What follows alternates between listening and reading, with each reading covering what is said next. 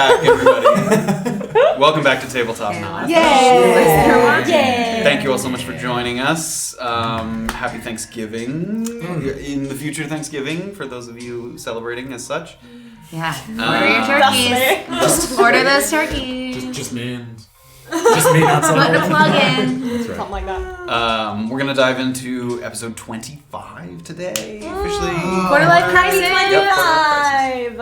What a big day. It's a quarter life crisis. And we're jumping right back into the Lakeside Inn, where Safira and Orba have some notes. I hate you so much still for that. Thinking about some notes.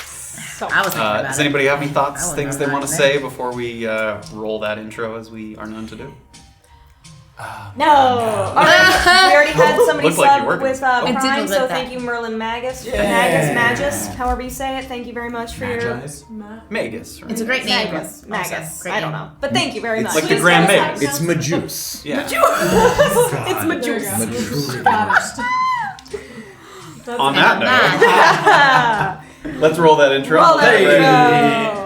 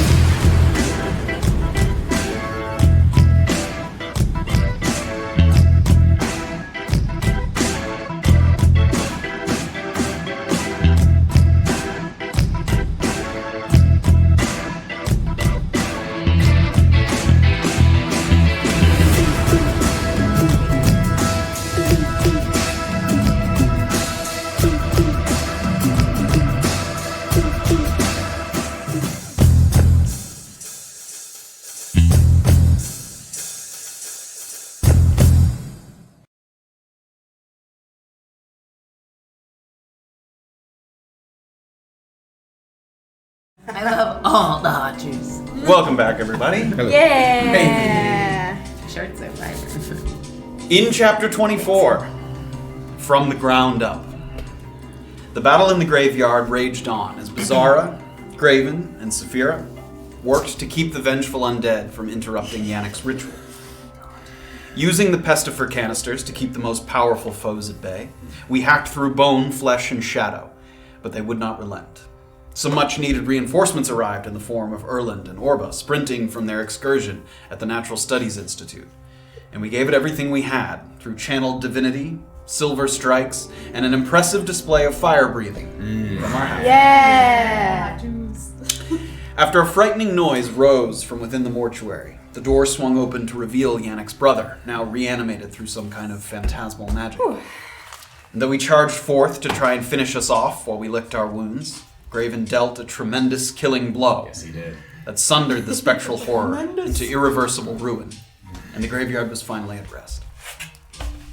Yannick had been injured, but not mortally so, and he was able to relay to us his communication with the undead.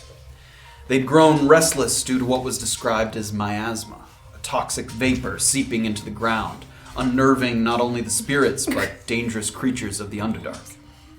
We received our payment, and agreed to check in with the Gravekeeper tomorrow after he had a chance to speak with the Director of Reserves, Cedric Skentz. Deep into the night, we returned to the Lakeside Inn, where Beezaura met someone who shared certain aspects of her past, and was looking for a partner to enact a bit of revenge. Beezaura agreed, and with that conversation, we continued to Erland and Orba, catching Graven up on what they'd learned about Marvin Bishop and his research.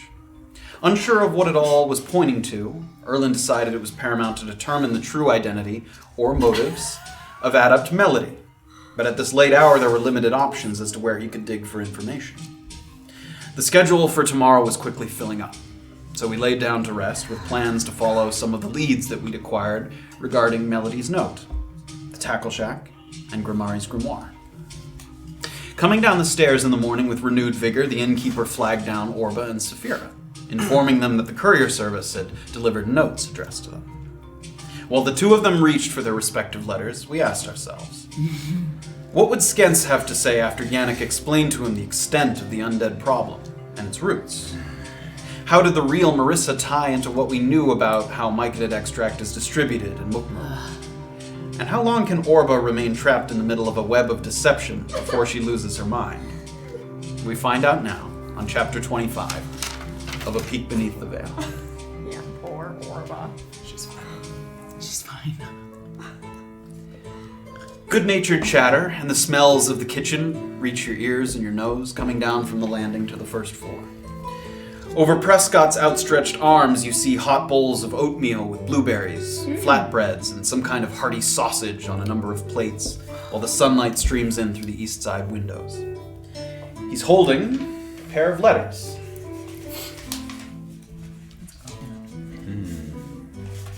With berries. Which he dangles in front of Safira and Orba with a pleasant smile. Wait, Can you reach that? 7 days for this. Though he offers no explanation as to their origin or author.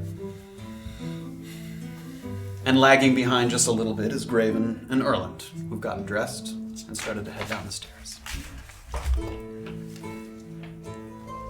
Wait, I had to wait a week for that. Did we, are we lagging so far behind Is that she we do not disappointed? see the letters being passed off, or? Yeah, I would say you're just about to turn the corner as they've received. Are you putting them away? What are you doing with the letters? Oh, I guess I'm like reading and Holding it. walking. Then you see, or you see Orba and Safira reading. You don't see him hand them to him, Yeah. but you see them with the letters. Some news? Has anyone heard from Jillian? Oh, Well, is it about when she needs us? no, it's not. It's just about when she wants to talk to me. Okay. That's it.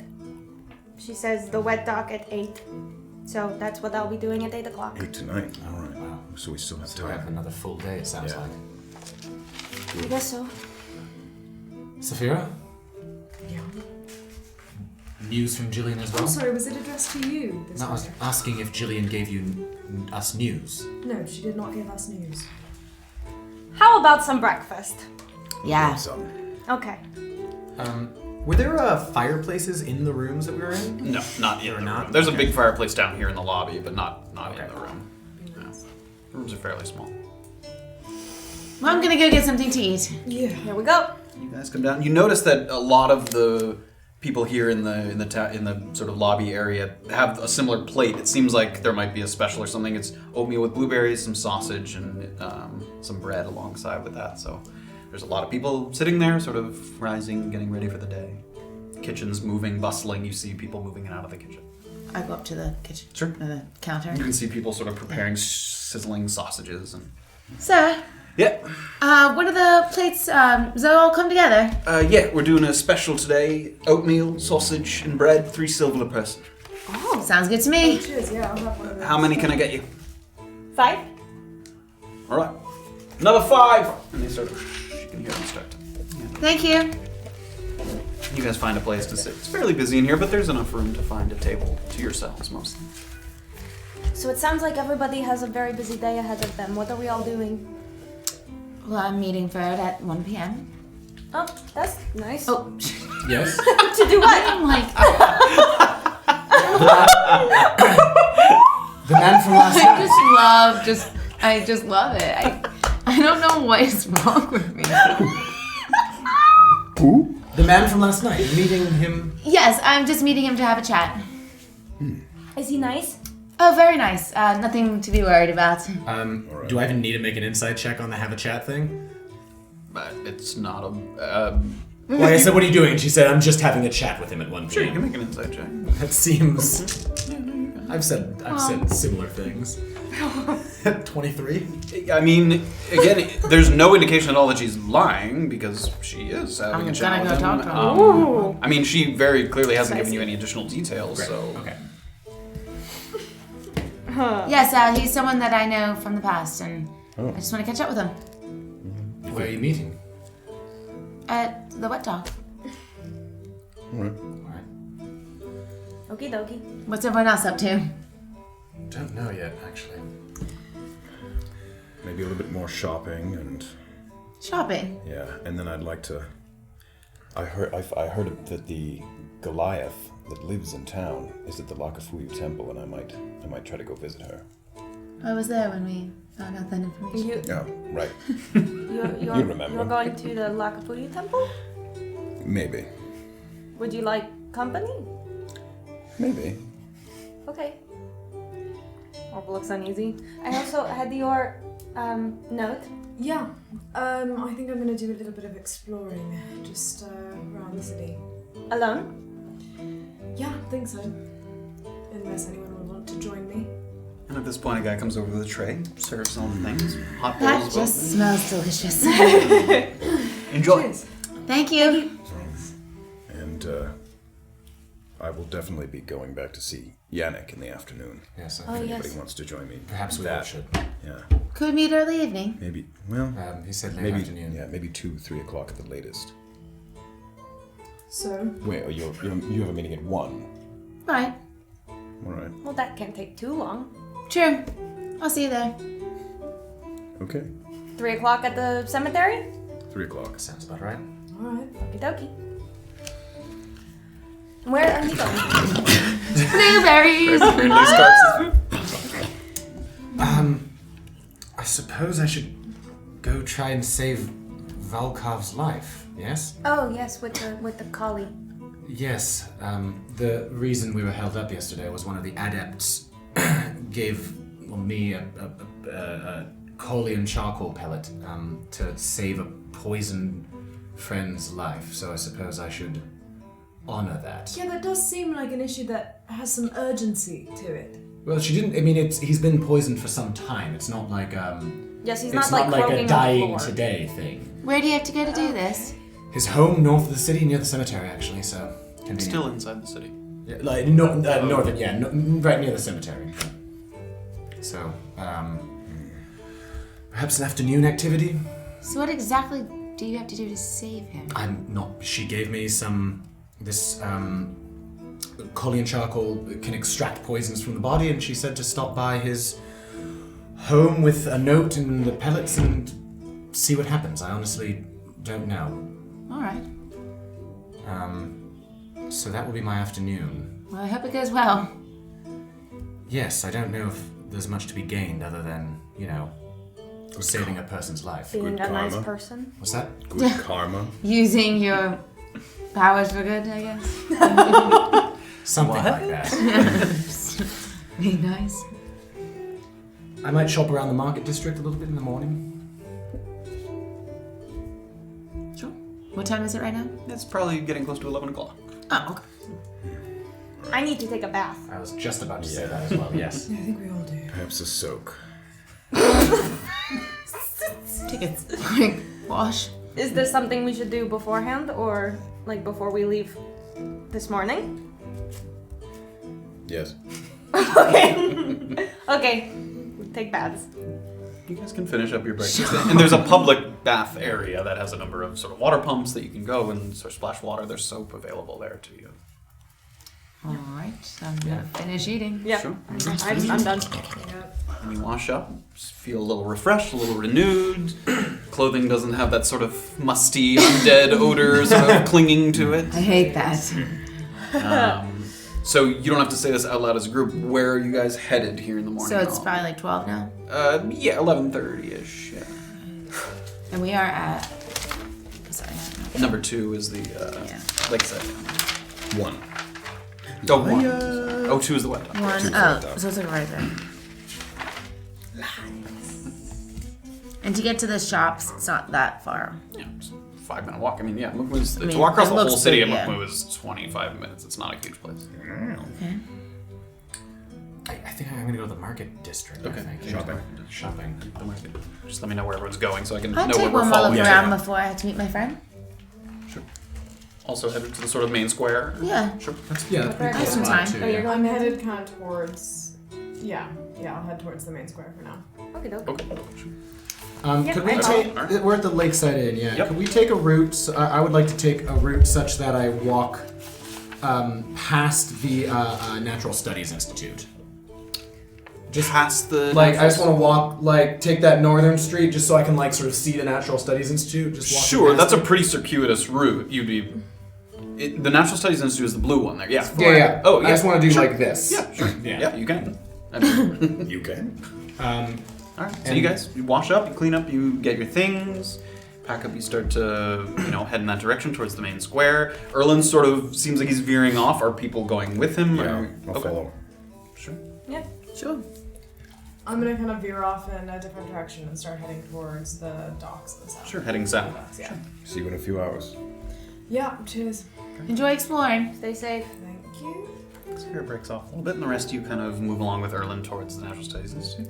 You get there in a matter of minutes. Does it seem like there's a hubbub of any sort? Is there an Make a increased perception guard? Can I help in that? Sure, yeah, okay. make it with... Where's the dice on like theirs?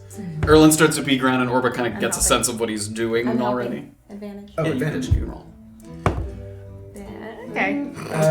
Perception 13. 13. So you take a sort of peek without sort of going up to the bars and peeking through. It does seem like there's guards on patrol, and it's during the day now. Like, you only saw those sort of people moving back and forth at night. It does seem like something has caught their attention in a way that they've now have a number of people, not as many, but stationed here and there, and not like really patrolling the perimeter. But you see one guy kind of leaning up against the gate on one end, just And kind of it's keeping City an eye. Watch? Yeah, people of the City Watch. with Did the City I Watch. see Orba take that plant from Grimari's office?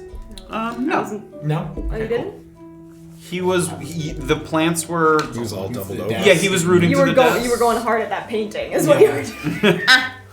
Yeah, that's true, actually. That's Really exactly going The hard. entire world went away as he examined. Barnabas. Tell me your secrets. Yeah, I'm gonna say no, actually. Great, okay, And the cool. plant wasn't huge, so if you sort of take it and lower it in your bag, it doesn't take long. You weren't like stuffing it into your bag. That's all. I just wanted to walk past it and sort of see what the scenario It does seem, for what it's worth, that there are some extra sentries there. Great. Yeah. And do we notice this as well? You didn't go there initially, so you don't have anything to compare it to, really. Yeah, so, I mean, you see them, but you're not like, oh, that's different. Erland, why'd you want to take this route? I thought I'd look at the Natural Studies Institute in the daytime. It's lovely, isn't it? We also are about to go by the reservation center. We can keep an eye out for Uriel again. You guys do. You continue on. I thought we told you about that. Did we not tell you about that? In the nighttime, or just the person? You told us about the person, you didn't tell us about the nighttime thing. Yeah. Like, no, you didn't who mention would Uriel Yes. at all. No, that was Actually. Gens that we know about. Yeah. Not Uriel. Who is this man? Uriel is someone who works at the reservation center. He was in charge of the people who keep the books and The ratings. the rating system. Oh, interesting. And we managed to get a hold of a little slip of paper out of the bushes as he That- was exiting yesterday. It mentioned the ratings of certain people, and they had just made the mark. Yes. There was two names.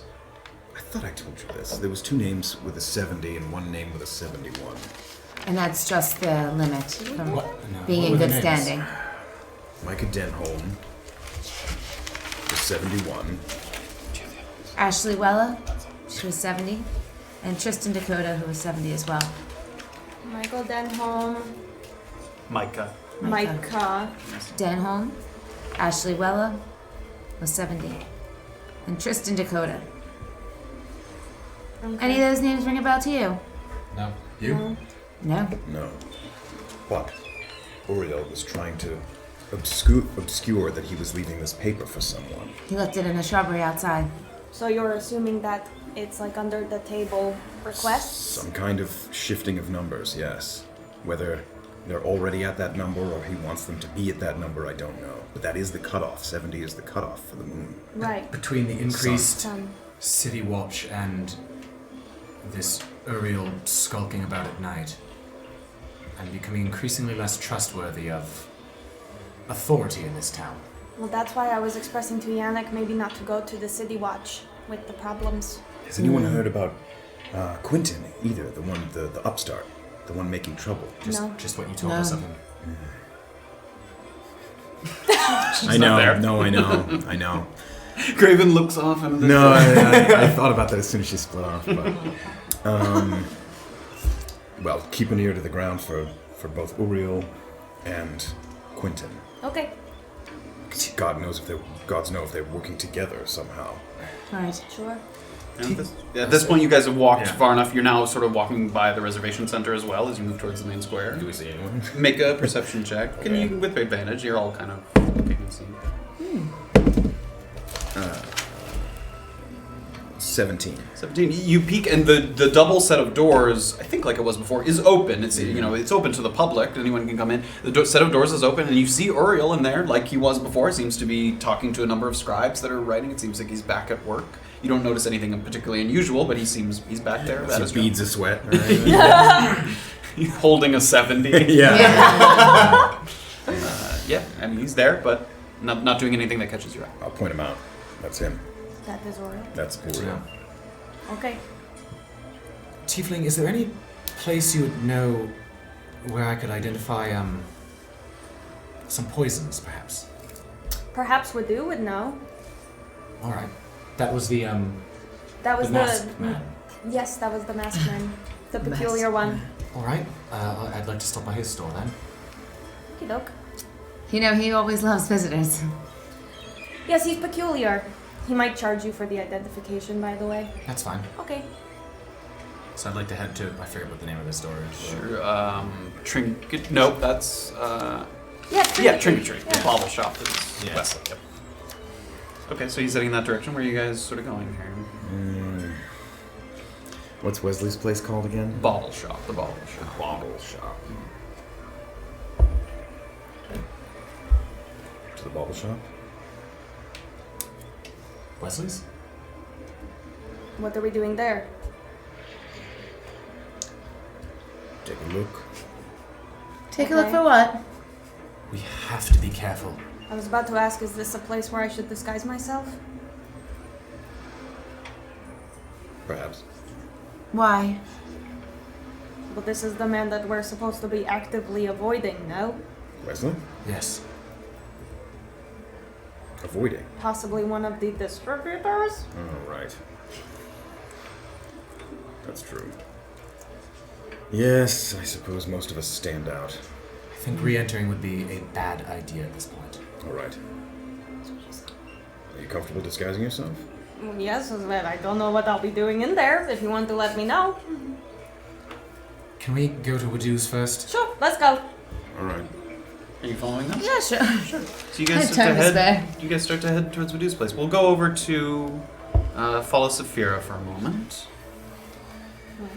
And you take a right after the southern gates, Mukmu, and you see a bustling area full of fishermen, longshoremen going about their business on the edges of the basin. Boats are being loaded and offloaded. There's sort of nets and lines and spears being prepped, a number of small shacks that look like they might be for storage. And you see men with crab traps that are filled with fresh catch, and they're toting them along, crates of salt to start the preservation of fish.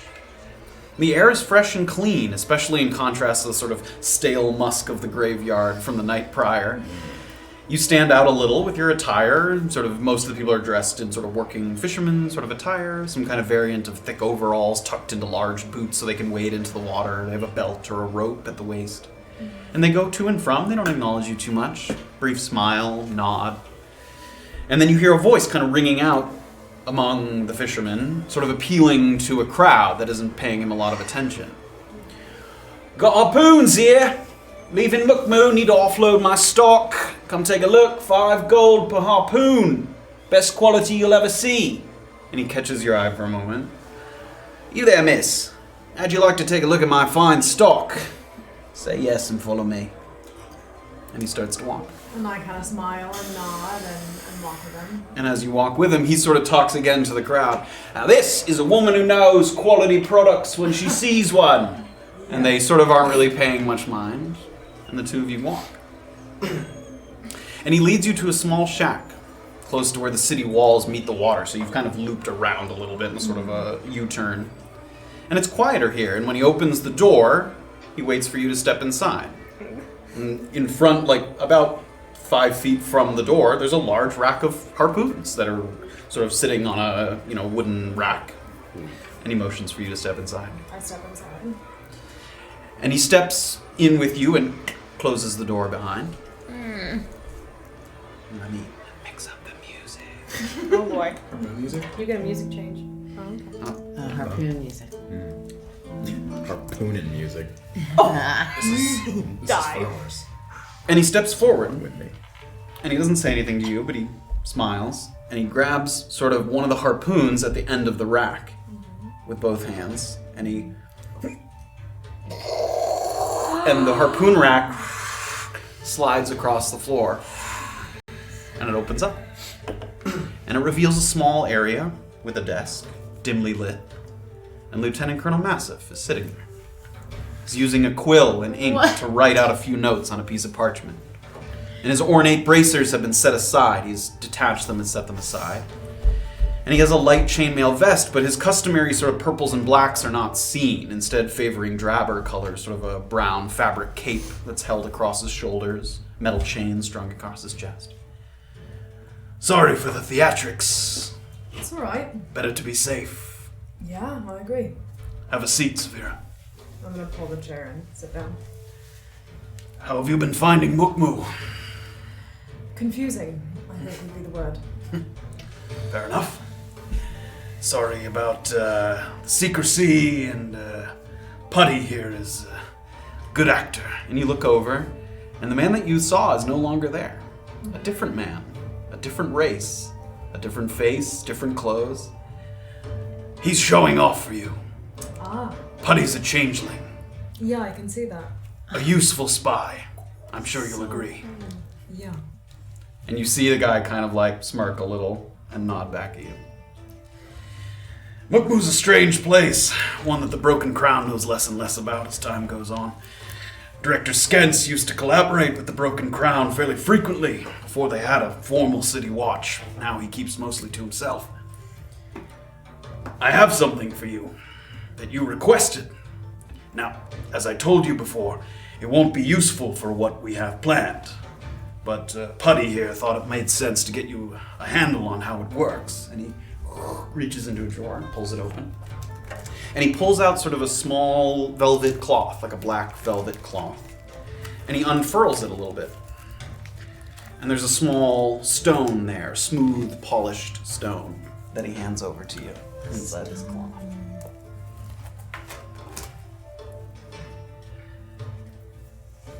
Now, you can feel free to try it out, but in 24 hours, or more like 20 at this point, it will become inert, but you should hang on to the stone. It can always be reused later. Yeah, cheers, thank you. Putty's gonna be hanging along in Mukmu for a little while. I'm headed out today. If you need to get me a message for any reason, leave word with the bartender at the Scale House. His name's Vert Kilan. He'll get a hold of it, to me. People call him VK mostly. Okay. I ran into something the other night, something that I thought you might want to know about. Alright? The lemonade man, you're not supposed to say his name, but I noticed something. There were children running with their parents. They were passing out lemonade. Yeah. Alright. And? I've heard this name, the Lemonade Man. You think he's poisoning the children? I have no idea if he's poisoning the children. I have some of the lemonade. I'd like it tested. I'm not sure where the best place to take it to do that is. You take it over to the Natural Studies Institute. That doesn't seem like a particularly bright idea, do you think so? Is there someone there that you don't trust? I don't know all that much about it. Doesn't really concern me. I'm not sure I want to be seen walking into the Natural Studies Institute with something that might contain myconid extract. Alright. You could leave it with me, and I'll see what I can find. Also, we helped a man last night, the gravekeeper, Yannick. I know him. He was having a problem. The undead in the graveyard were restless and causing issues. He thinks that it was caused by miasma going into the ground. I think maybe a good place to start looking would be underground, if possible. If your friend here knows anything or has any way of sliding into that. Is there somewhere in particular you think we should start looking? Underground is a fairly broad term. Yeah, that's unfortunately the only lead I have. Alright. I'll see what I can find, but if you hear anything else, get word to Buddy. Will do. Do you need anything else from me? I don't think so. And I'm gonna kind of stand up and like He stands as you stand. Yeah. nod. I look forward to seeing you again. Thanks, And, good luck.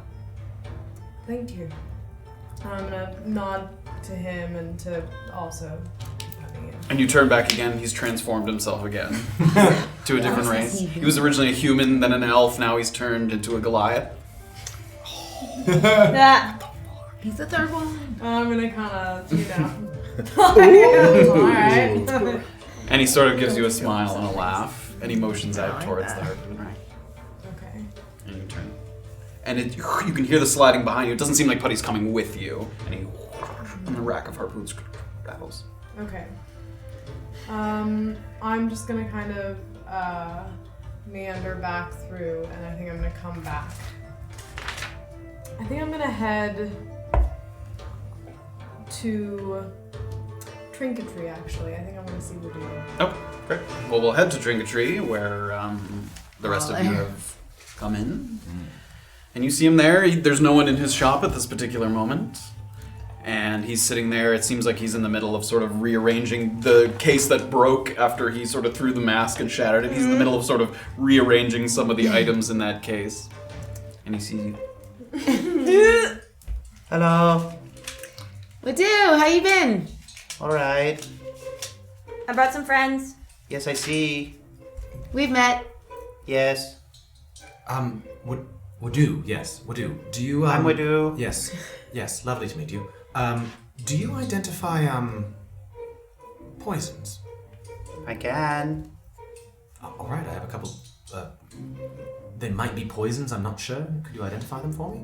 Okay. How much would it cost? 1 gold per poison. Alright. Jinx.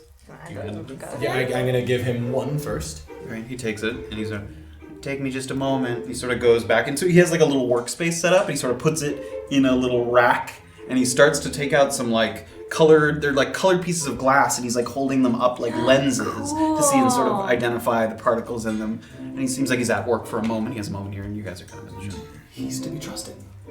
He identified my mask. Wait politely for him, sure. Anything else that you guys are saying? And after a little bit of time passes, he picks one up. This one's pretty common. And he hands it. Assassin's blood. That sounds very dangerous. What does it do? You drink it and you don't feel good after. Like dying? Maybe not that bad. What do you mean you don't feel good?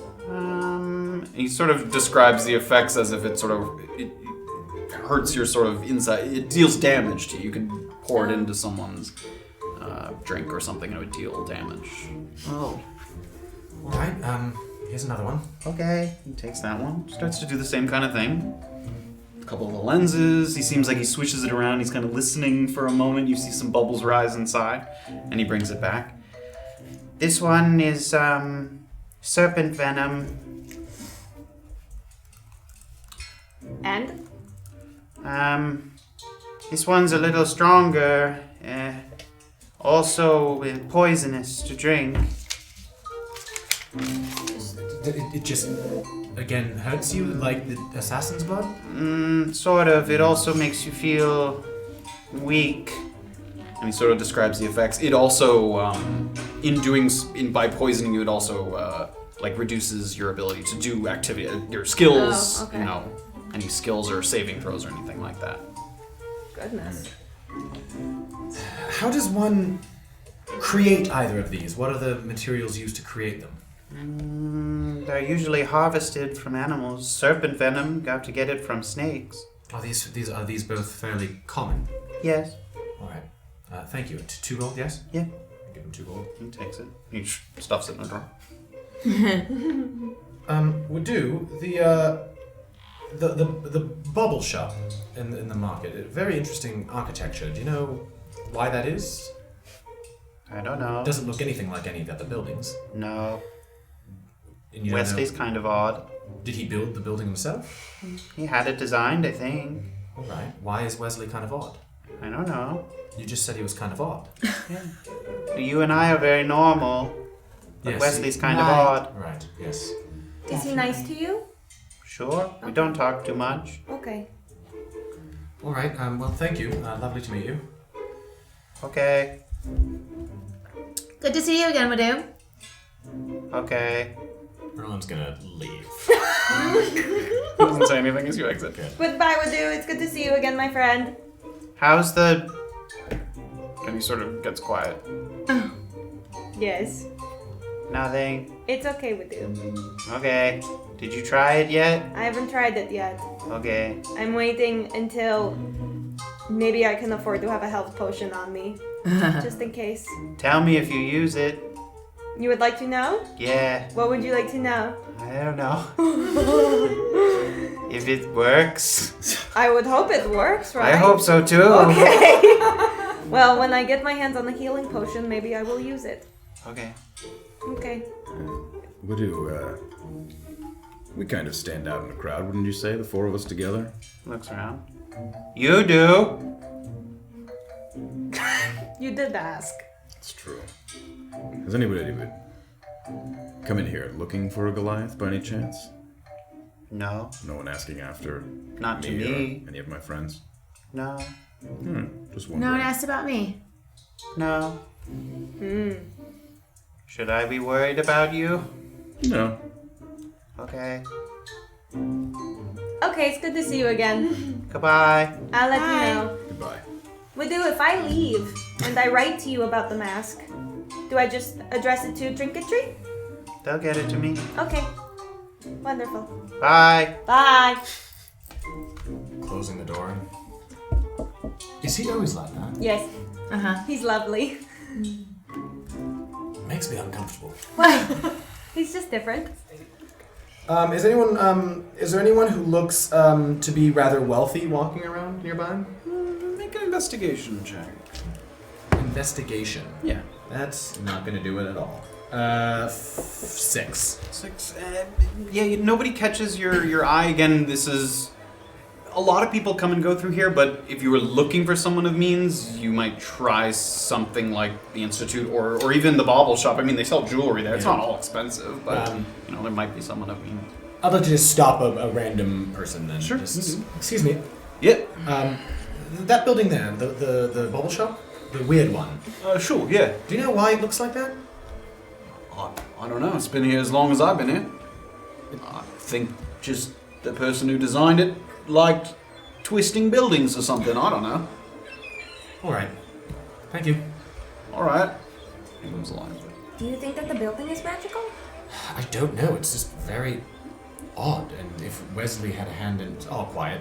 If Wesley had a hand in designing it himself, it might point to either where he came from or something he was alluding to, or... That's not a bad idea. It's a very strange architectural choice, and it seems to mean... People don't just do things randomly. They mean things, I think. Sure. That makes I sense. suppose. Okay. Can I turn to Graven? Sure. Before we stray too far, should we try to find out anything more about those names? Talking to who you want to... Right, if we mention it, then they'll know we know. Exactly. I think we need to be getting into any more trouble. That being said, should I disguise myself and go into the bauble shop? You said you had another plan, perhaps? With what? Fine. Is With it what? about like 12:30 right now or so? Yeah, it's 12:15. Yeah. Okay. You know, I think I'm gonna head on over, make it a little early, maybe get a drink and just relax before my friend shows up. To the wet dog? To the wet dog. Okay, well, see you at the cemetery at 3. Yeah. Right. Perhaps we'll catch you on the way. Happy Yeah, travels. absolutely. Thank you. Have fun. Enjoy the bubble shop. Just stay safe, please. Yes. Sure. Bye. So makes her way away. You said you had other plans. Yes, but not in any immediate sense, though. What was your other plan? To get Yes, GGG. yes, no, I'm following. Navikapura. You think that there's a copy there? There's a library there? I don't know much about Navikapura at all. It's an absolute estimated educated guess, but it's possible that Navikapura might have a copy. It's also possible that Tuktu has a copy. I agree, and that's closer. And Oranchuba definitely has a copy. Definitely has a copy. And that's also closer, is it not? Yes. From where we are now, yes. Just saying. Is this Is too it risky? not? Is it not worth trying this? Is it too risky? What if the building dispels magic in some way? What if I go in pretending that I'm trying to sell the mask as a other collector, but I'm a collector of books, not of rare magical trinkets? Is that not risky, revealing that you stole a mask from a genie? He She doesn't doesn't have need to say where she got it. Yeah, I mean, I don't have like a receipt of authentication or anything, but Would, you know. would you disguise yourself prior to entering? Yes. Probably as somebody fancy. And then, yes, just ask what price he would give for the mask and claim it's much too low and see what you could buy. Oh, I like that. Yes, make a scene. Okay. Maybe not Maybe make not a make a scene. No, don't make a scene. Don't make a scene. But Don't. Okay. I think that we should not be anywhere near you when this happens. Like, we should leave, and then Well, you should... maybe across the street. Yes. Down a door or two. Yeah, not yes, but just we should not be... Yes. right nearby. We stand out. I do. I may as well, actually. What? I may also stand out. Yes. Alright. Okay. Is there a place where I can like duck into a corner or an alley? You could duck between a couple of the buildings, yeah. So, should we go with her while this is happening? Yeah, let's follow, yeah. Find Okay. us. What's the story? Go over, practice. Go over the story with us. Oh, okay. That's the pressure. Yes, hello. I am a collector of rare things, but I am more so interested in expanding my rare books collection. Do you have perhaps any in stock? Miss, this is a jewelry shop. Yes, well, I don't know. What do I say to that? I heard that you might be the person to ask. You don't think that will put him on edge? Surely people know. He might ask where she heard. This is why we have rehearsal. Okay, yes, okay. I'm looking to expand my rare books collection. Do you have anything like that? Ma'am, this is a jewelry shop. Yes, but I heard through certain circles that you might have other things in back of house. Maybe lead with the mask to draw his attention and make it known that you mean that you're serious. Okie doke. I like that idea. Yes, be as vague as possible when you lie. I will take that advice from you, thank you. And base as much of it in truth as possible. Yes. Lie, but in the truths of... Okay. Okay. That If you seems... don't lie entirely, it's much easier to remember. I don't believe that at all, but okay. Into an alley we go. Yeah, sort of sneak up. And Graven can kind of stand like Yeah. in the alley in a way that sort of blocks any kind of vision. You have him. Well, how long does it take? It's just like an action, right? Yeah, it's just an action. Yeah, so it's quick for the disguise to appear. Yeah, and it'll last for an hour. Yeah. Okay, yeah. Sure. So Orba goes in, and this is a new thing I'm trying. So all of her spells, the verbal ones are going to be infernal. So she gets out her crystal, and the verbal component, as she like kind of does a little gesture with her hands. Let's see. And then she changes appearance. Sort of go wild. I was facing the other way. Look behind me. What is the disguise that you take on? Female, same like size and proportions, human. Let's say like a lot of jewelry and earrings and like, you know, dangles and whatnot and a nice robe, but like a very simple face. Yeah, how do I look? Don't get too close to him. Don't give him an opportunity to touch you me? or anything like that. We're going to have some problems if he tries to touch me anyways, but okay. Alright, here I go. I meet you. We'll be We'll be right here. right here. Oh, at this place where I just disguised myself. Yes, like at the entryway. Probably like 2 doors away, maybe. Are you guys hanging in that little alley where she just made this guys, or Do we have vision of the bauble shop from that alley? No, you'd have to come out a little more out of the street. Let's find a place a little closer. Yeah. Is there like It's a busy area. Yeah. It's not like people standing wouldn't be unusual. So How about that? As I leave the bauble shop, I just walk straight, and you join me when you join me. Great. Okay. So we're gonna go to a place where we can see the bauble shop and stand. sure. And you see the sort of twisted cylindrical shape of the bauble shop, and it has that roof that has these overlapping slats. You recognize the building. Safira, make a perception check as you're walking back here into the area. 8. 8. So as you're coming back, you see Orba go into. Well, you see someone go into the bauble shop, and in addition to that, you likewise see Graven, who stands out, sort of walking a little bit, just sort of like looking around, being not suspicious. Okay. As you're headed to Trinketry. So you don't see Erland, but you see, he stands out. So, spotting Graven doing that, I'm gonna kind of head over. To him or to Trinketry? To him. Okay. And I'm gonna kind of.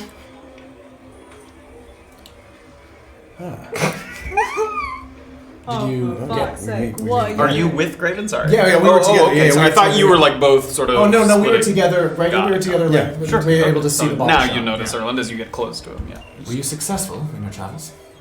I mean, I don't know if successful is it. I've been wandering around, yeah. We're waiting. What's he doing? We're meeting Orba here in a few minutes. Doing some shopping. We got some Yeah, we went to visit Wadu, and now we're meeting Orba here. She wandered off. some Oh, poisons. What do you mean she wandered off? She needed to go shopping somewhere. I don't know. She didn't tell you where she was going? I think she said. Oh, Jesus. Was it one of the pubs? Orba's going to a pub. Ask On her about own. someone. I don't Interesting. know. I'm not Doesn't her really guardian. seem like something that Orba would do. What? Oh, I asked the group earlier. You haven't heard anything about either the name Uriel or Quentin, have you? Real? Yes, Uriel works at the reservation center, and Quentin is the upstart making trouble about the rating No, system. I haven't heard anything about an Oriole, but I did have a conversation with our Quentin. You spoke with him. Yeah. Where? He was hanging around outside. Wasn't he outside the wet dock? He was like near that. It was area? near He Scale the House, because Scale you were House, coming from. right, Yeah. sorry. No, it's okay. Yeah, he was outside the Scale House with a couple of his friends.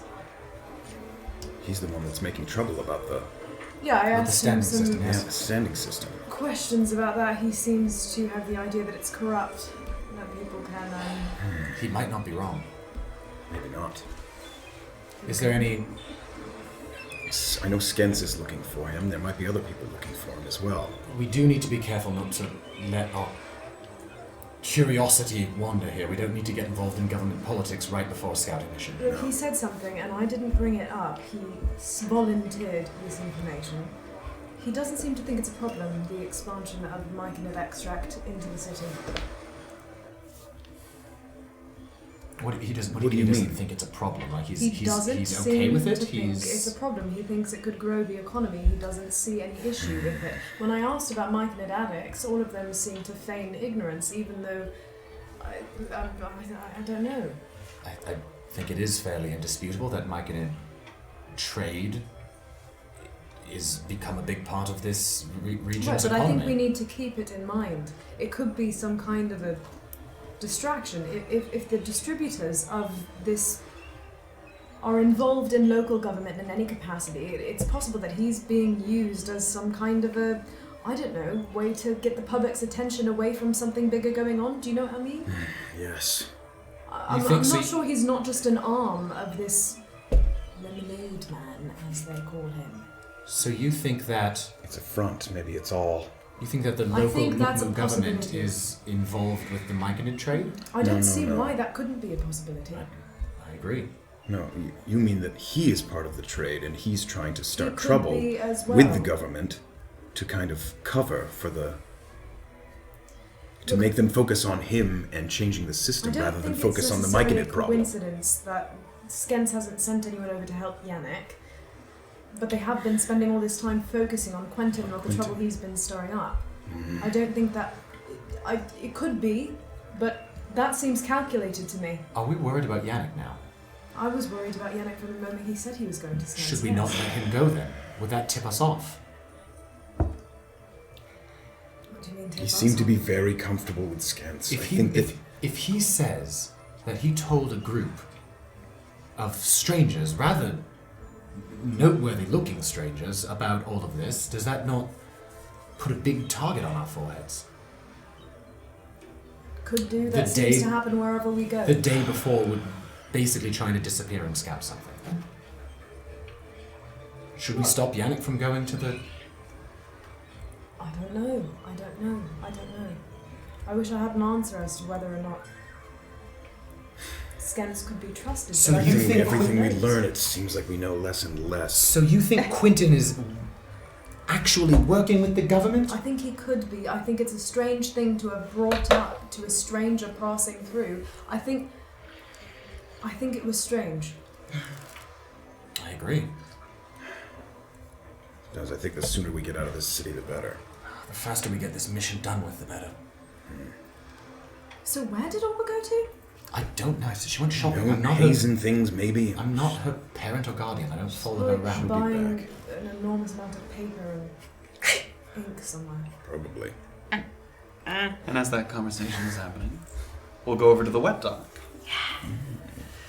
And the wet dock is bustling with its sort of afternoon crowd. The front door's actually been propped open with a large wooden sort of stump log that allows the line to poke out into the thoroughfare, like it's coming out from the building into the thoroughfare. And most of the outdoor seating is spoken for. You can see a few of the kitchen staff sort of balancing trays and cups and ales and coffees and things. You can see the steam rising. And on a double set of benches, sort of near the exterior wall of the tavern, there's a particularly rowdy crowd, sort of laughing, they're in good spirits, one man slightly separated from them, and sitting off to the side, minding his own business. A halfling man. He has a plate full of food in front of him, but he's not touching it. In his lap, he sort of is clutching almost too tightly a shoulder bag, and he keeps his head down, and the collar of his jacket's sort of poking up and obscuring some of his face. But he's most definitely furred. You recognize him from the night before. And the man next to him sort of throws his head back in laughter, going, and in doing so, he bumps into Ferd, which causes him to instinctually grip his bag even tighter. And you see the man sort of turn and, sorry about that. And you see Ferd kind of, and he goes back to sitting on his own. You see? I go over. Sure. And he sees you approaching, and as he does so, he sort of brightens up a little bit, and he puts his bag sort of not clutching it anymore, but keeping it close by his side. Beezaura, have a seat. Ferd. Good to see you. You too? How you been? Pretty good. You excited? I am. Me too, actually. I think so. And he sort of looks you over for a moment. You might have to ditch some of your armaments. The shield, the chainmail, the weapon. My plan sort of involves a little bit of deception, and you sort of stand out. Right. Where do you suggest I would put it? Well, the first house will be walking by the lakeside inn. You could drop your stuff off.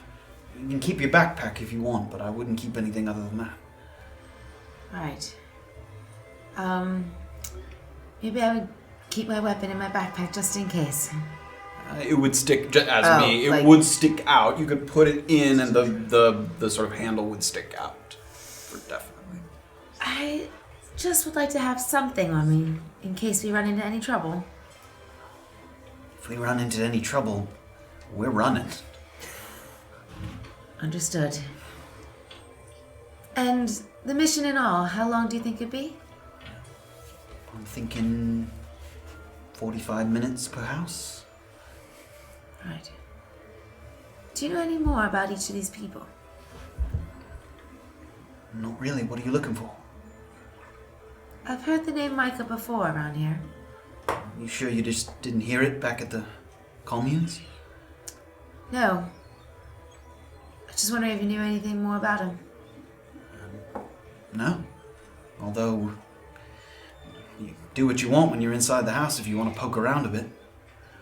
I just might do that before we go wild. And he sort of, as you say that, he kind of just gives a peek around. All right, well, the first house we're going to pay a visit to is Chelsea Denitas. Mm-hmm. Chelsea's an avid gardener, and we're going to be making a delivery of soil while she's not home. And he sort of looks over to the side, and off to the side, sort of at the corner of the tavern, is a small wheelbarrow that has a couple sacks of what look to be soil or fertilizer of some kind. That seems to be, that's sort of the deception that you guys are delivering this to the house. Got it. And that's going to make accessing the backyard easy. And we slip in through a door in the back, and we go from there.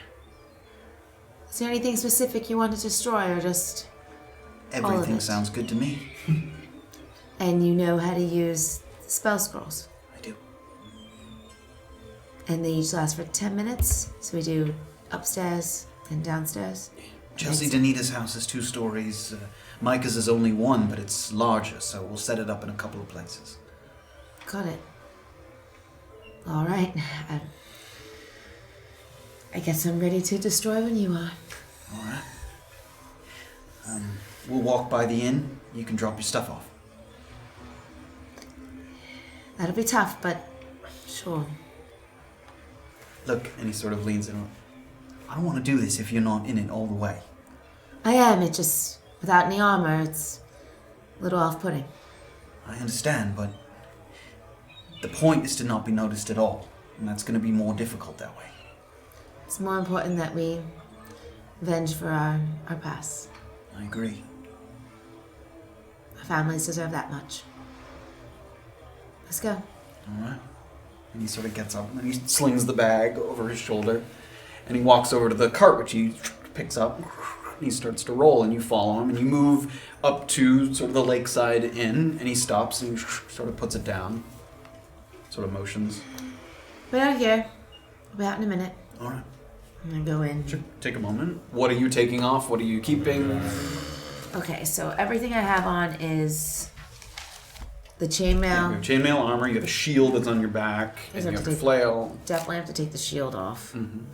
So I leave that. You could put the flail in the bag. It would stick out, so that's. People will be like, "Why does a gardener have a flail?" I think Fern thought something similar. Yes. So Gardener have a flail. this is a very intense gardening Yeah. tool. That's how you perforate the ground. Yeah, that's just you know, hack at it. Yep. Got a Okay. Nasty mole problem. All right. Well, then I leave the flail and the chainmail. And my shield. Mm-hmm. Is it possible to put chainmail on underneath, like, your shirt? You could. So it makes noise is one thing, and it's also metal. It's shiny, so it would reflect light. Like yes, you could hold it, but if you were moving your arms, the cloak would open up. Like it's not like a. And it's noisy. Yes, it makes noise. So there goes the silencing. So I have to take that off. And then... Well, it would make noise inside the silence Oh. spell. The silence spell negates noise. It would just be like if you were walking along pretending to be a gardener and someone Alright. was like, it sounds like you have armor. You know what? on. Just take it off. Take it off. Take off that. And Beezaura sort of, for a moment, thinks and like sort I of is have like... it, I'm like... and I like rub it, I'm like... Oh, and I just take it off. And I put it down. Feels a little naked. So I took off the shield, the chainmail. Is there anything else? Like Your flail, you yeah, set the that flail. down. I don't think so, unless you have something else. Most of the other stuff fits in your No, bag. I have nothing in my backpack, so I literally just have like money. Sure. Yeah. I wish I took back Erland's gloves. You have my gloves. And you don't have any potions, I think. 'cause I have you used nothing. them. Yeah. Yeah, I have nothing. So Okay. I literally, just in my backpack is literally just money. And like, is there anything in the room that I could just take as maybe as like a little pot weapon lid for just my in hand. case? Like to use as a makeshift weapon? Yeah, you never know. Not in this room, no. You might be able to grab something in the house you go to. Like you That's could, true. You could grab a splintered, That's true. piece of wood or something. Yeah. Yeah, okay. So I do it and I'm about to leave the room and I just look at everything. I'm like, I'll be back in 45 minutes. And I just, That's awesome. and I just like Reassuring your armor. scurry out and like, do we pass the tables like where you would eat as I leave? Sort of. I mean, you could see them from... You walk down past Prescott, and they're on your right, and the door's on your left, kind of. Okay, and I just nod at Prescott, like, Prescott? Yes. Anything good for lunch today? Just the special, I think. We're serving the same thing for most of the day, trying to get rid of the sausage and the like. Got it. I'll just go and check it out. And I please walk do. by the table. Is there any silverware that's laying down on the table? Oh. There is, but it's wooden. It's not cutlery. There's Clever girl. Glasses? Anything? Steel mugs? No, it's all wood because they're worried about people breaking it. So. Sure they are. And I just look it all and I'm just like, never mind. You see some guys in the kitchen chopping up vegetables. That's true. You don't have to go into the kitchen, but you see that. I'm gonna go up to the kitchen guy. Sir, And he's there sort of cutting sausage into a couple... Yep. the meal this morning was just delightful. I'm glad you liked it. You experienced, chef. Well, I've been here for a number of years. Suits Oh. me fine. And I'd have to say everything was so evenly prepared between me and all my friends. You're quite the skillman with that knife you got there. Standard knife. I don't have a favorite. Yeah, there's a bunch of them I see. A bunch of your fellows are using the same one. I've been trying Sure. to learn how to prepare such meals, and since I've been here, it's been delightful. All right, well, we're a little busy at the moment, but if you want to come back later, we can show you some knife technique, if that interests you. Do you mind if I'm staying right upstairs, and I'll be back in an hour or so. I was just experimenting to help my friends with lunch. Do you mind if I borrow one of your knives? Make a persuasion check. Yeah. You never know. So elaborate. I love it. 20. He looks at you, he's like, he looks over to make sure that there's a couple knives on a rack to make sure that they have enough, and he sort of puts it in his hand and he hands it to you handle first. Sure, just bring it back when you get a chance. You'll stay in here, right? Yeah, right upstairs. Thank you so much. I hope I can prepare something just as well as you. Raggy! And he holds his hand out. Beezaura. Nice to meet you. You too. And he sort of waves down Prescott. She's borrowing a knife. She want to practice. And Prescott, all right. Thank you, gents. Sure. And he sort of takes another one out of the rack. And I put it in my backpack and just walk out. Sure. Deferred. Wow. No armor, no flair. what took so long? Sorry, the attendant at the front just asked me something about the weather outside, so I figured I'd humor him. All right. All right, let's go. And he sort of picks up and starts to roll it. And as he does, he sort of talks to you as you're headed in that direction. Now, once we're inside, I'll pick a spot to use the silent scroll. And I'm going to leave my bag on that spot. And the spell's only got a 20-foot radius. So don't get too far away from the bag when you're smashing. And as I said, and he sort of looks around again as he sort of, I'm here to do damage. And look, it's symbolic, you see. So you can do what you like. But I would be very, very careful about stealing anything from these homes. If it gets traced back to you in any way, I can't help you. You understand? Understood. Clothing, books, anything that might be specific to that home, I wouldn't take it. Just destroy. All right? I got it. And he continues to come. And you guys sort of have a moment as he's wheeling the barrel and you're walking along. You have sort of feels a little lighter on your shoulders. You don't have the shield and some of the other stuff. So, how's life outside the communes? A bit stressful sometimes, Yeah. I have to say. First I was being chased and captured, and yeah, now I'm out and met some new friends. Captured by some of the commune people. I thought you were free. I was free, but to be honest, I feel like I can trust you. Not many people here you can trust, right? Yeah, I know. Well, in order to fully escape, I sort of pretended to be someone I wasn't, and it got traced back. Well, I know the feeling. Like I said, the rate runners aren't being used anymore, but I was never officially dismissed of my duties, so... Is that so? Yeah, I mean, I was out near Urinchupa, comparing prices. And that's when the sale happened, when Thomas Pindle sold the estate. I just didn't go back. He is, quite the guy, Thomas Pindle. Yeah, I've heard something like that. Not exactly those words. Yeah, well, I have to say, some of the items that we might trash today could have his face on them. All right then. Any further, you guys walk on, and we'll head over to the bauble shop. And you open the door, and you see the racks of jewelry. And there seems to be one other person in the shop at the moment, sort of a not overtly wealthy, but someone they have a nice robe on. It seems like they're picking a necklace off of one of the things and sort of holding it up to the robe, sort of comparing it. And you see Wesley sitting there, and it seems like he's sort of politely maybe directing the person to a couple different items, sort of watching them put them on. Oh, welcome. Hello. Orba like drops her voice a little, knowing that she has to probably sound a little bit older, a little more mature. Feel free to have a look around.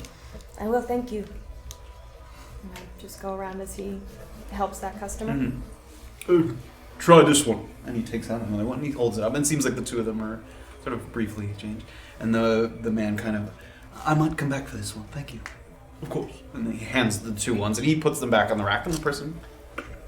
Okay. Orba goes up to Wesley. You have a very beautiful shop. Thank you. May I ask your name? I'm Wesley. Wesley, it's nice to meet you. I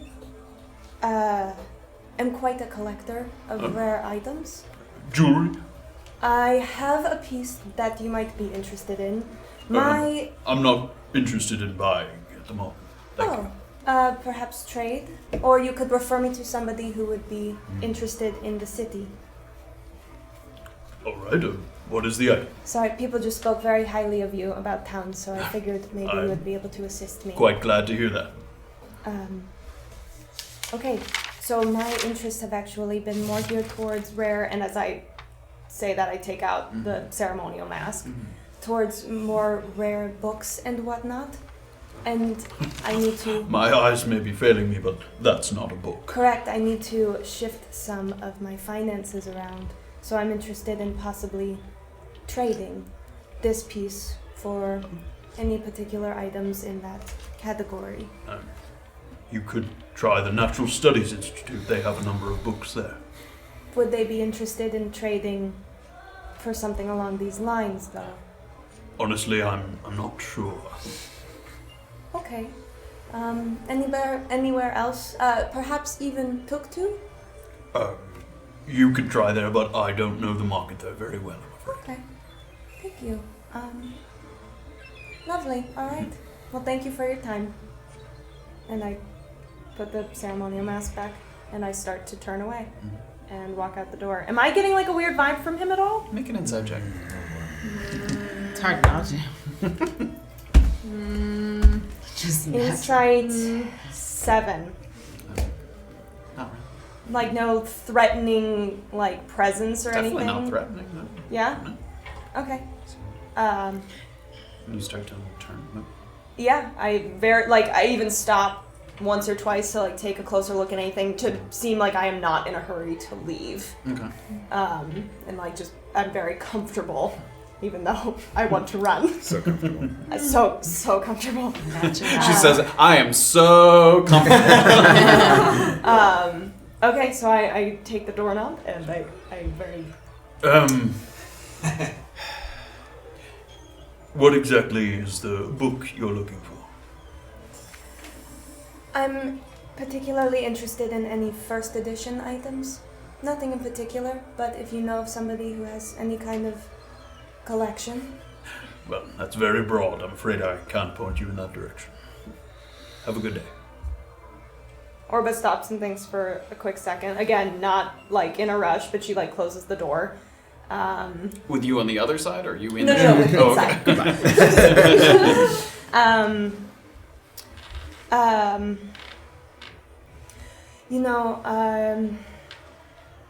I had some family who used to work at the halls of transmutation as instructors.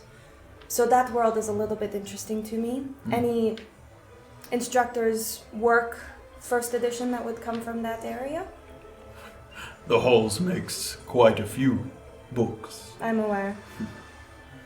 Still need to be more specific then. I think you need to be quite a bit more specific. Perhaps the name of the book you're looking for. Well, I am particularly interested in 2 authors, Samuel Precus and the Grammari. And the name of the book. They're both very prolific writers, if I know them correctly. Orba purposefully has a little bit of a smirk, and she says, perhaps Grammari's Giant Grimoire? 1st edition only. You have family at the halls, you say? I used to, not anymore.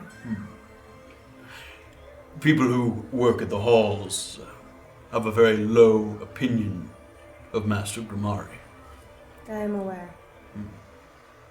I rather enjoy the story.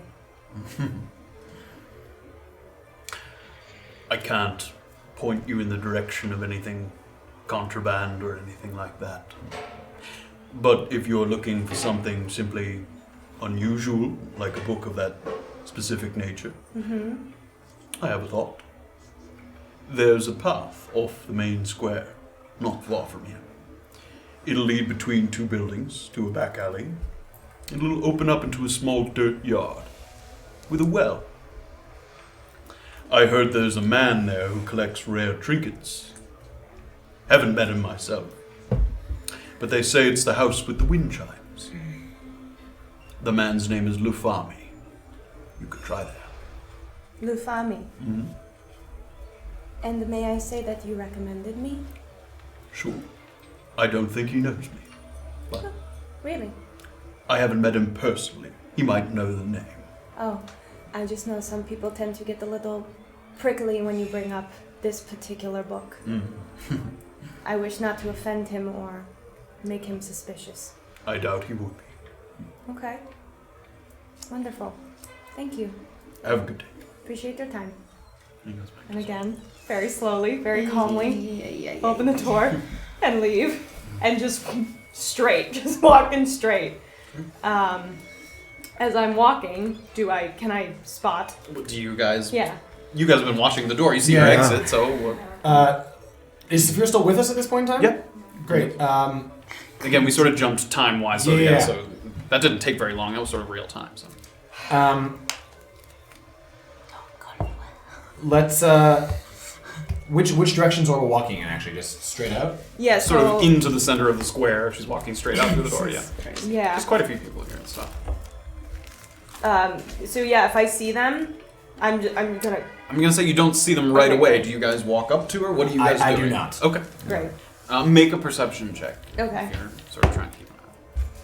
Perception 15. Okay, yeah, so we'll say as you sort of walk out, again, there's quite a few people here, but above the crowds, you can see Graven's head. He stands, standing tall. So you see him sort of off to the left side. Is he looking at me? Are you looking at him? Yeah, keeping an eye kind of towards Sure. the You door. make eye contact briefly. Orba's going like this, really small and really fast, and just keeps walking. But like still very calmly, but also not so calmly. I assume I can see her doing this as well. Sure. Yeah. Graven sort of can nudge Yeah. you and sort Yeah. of get your attention. And are you heading towards the same alley? Where are you headed? And the alley is out of sight of Bauble Shop, correct? Like, The one he described. if Wesley's like creepily looking out the window at me, he can't. Yeah, go he into an he alley. described where the location of the alley. Yes, and it's not. Oh no! The I alley meant is the alley where the she alley. changed. I Yeah. thought you guys said you didn't stay in that alley. They didn't. We did not. Yes. Didn't, Oh, but I wanted you're to see if heading she- there. Got it. Yeah. Got it. As Sorry. long as that doesn't Yes. look like he can see me ducking into a creepy alley. No, 'cause He it was also far enough. you closed the door behind you. Sure. Yep. I don't know his thing. Okay. Yeah, I'm gonna go into that alley. Okay. So- Would I I'm have gonna caught go the into nudge between yeah, you can also see that the two of them are kind of tracking someone across the crowd. Yeah. a problem? Not yet. What are you looking? Oh, for fuck's sake! Calm down. I don't. Nothing yet. I just The thought two of you, I thought thick I as saw thieves now. Orba. It's unbelievable. I thought I saw the tiefling. Both of you at the same time thought you saw the tiefling in the crowd. Where'd she go? I don't know. That's what we're waiting to find out.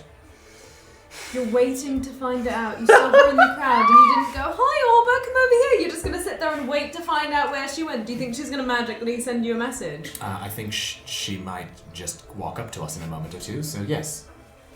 That's not magic, but I think she's going to walk up to us in a moment or two, yes. What are you doing while this conversation's happening? I'm like having a little bit of a moment in the alley, and I drop my disguise, but I'm not coming out. Okay. Like I'm like collecting myself. I'll go back to you. How much time has passed since she's gone in the alley? Has it been like a couple minutes or a couple seconds? Yeah, 30 seconds, 45 seconds. Anything you'd like to share? Absolutely not. Okay. You? Well, cheers then. It's been lovely seeing you. I suppose that I'll see you at 3.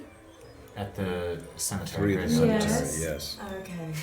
And I'm gonna like give them both a look like you guys are both jerks and kind of just head off. I'm gonna go actually to the general store, which is Hazen. in the same Yeah, area. it's close by. Yeah. We'll stay with you guys for a second. She looked upset. She Not looked Safira. nervous. The Tiefling. Let's go. Should we... Alright, yeah, okay. Check on her. Yeah, let's walk over. Sure, you guys make your way over the alley. You see her there. Orba's not looking up. She's kind of like going through something. Is everything all right? Yeah, everything's okay. I'm okay. I'm okay. What I'm happened? okay. I'm okay. He's a little frightening, to be quite honest. Frightening. Yeah. Well, he frightened me. Anyways, I got information. He doesn't have the book. I had to...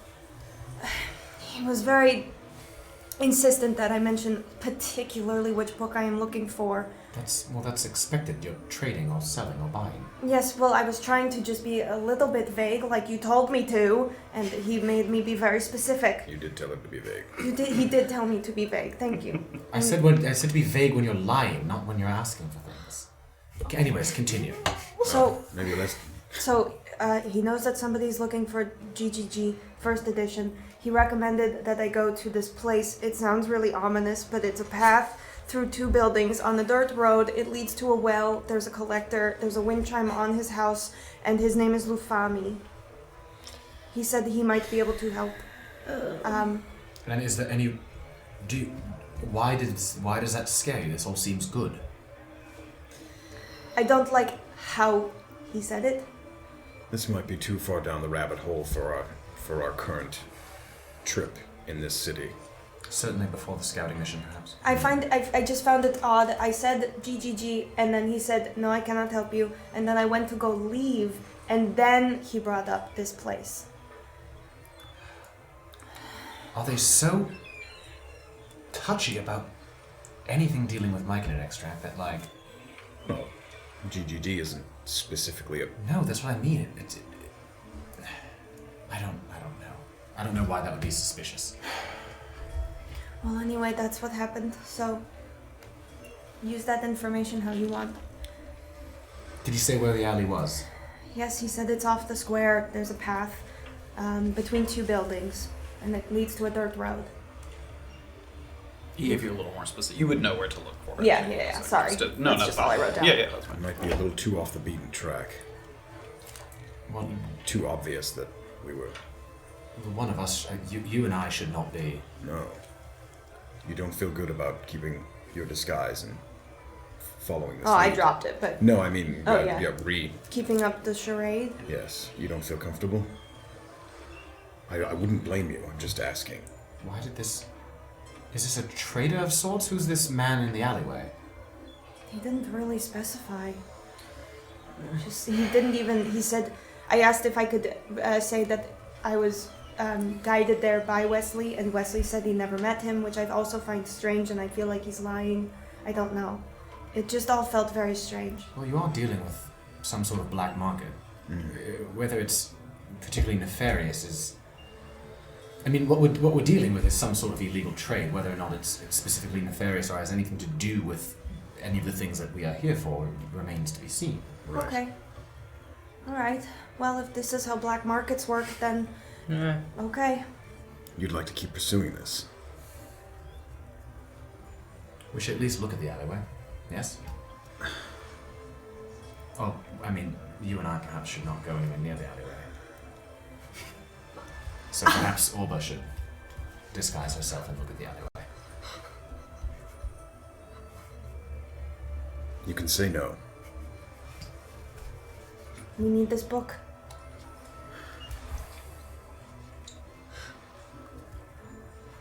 Okay. It's up to you. Is it possible? I don't know enough about magic. Is it possible to dispel? How easily is it to dispel this? To discover you?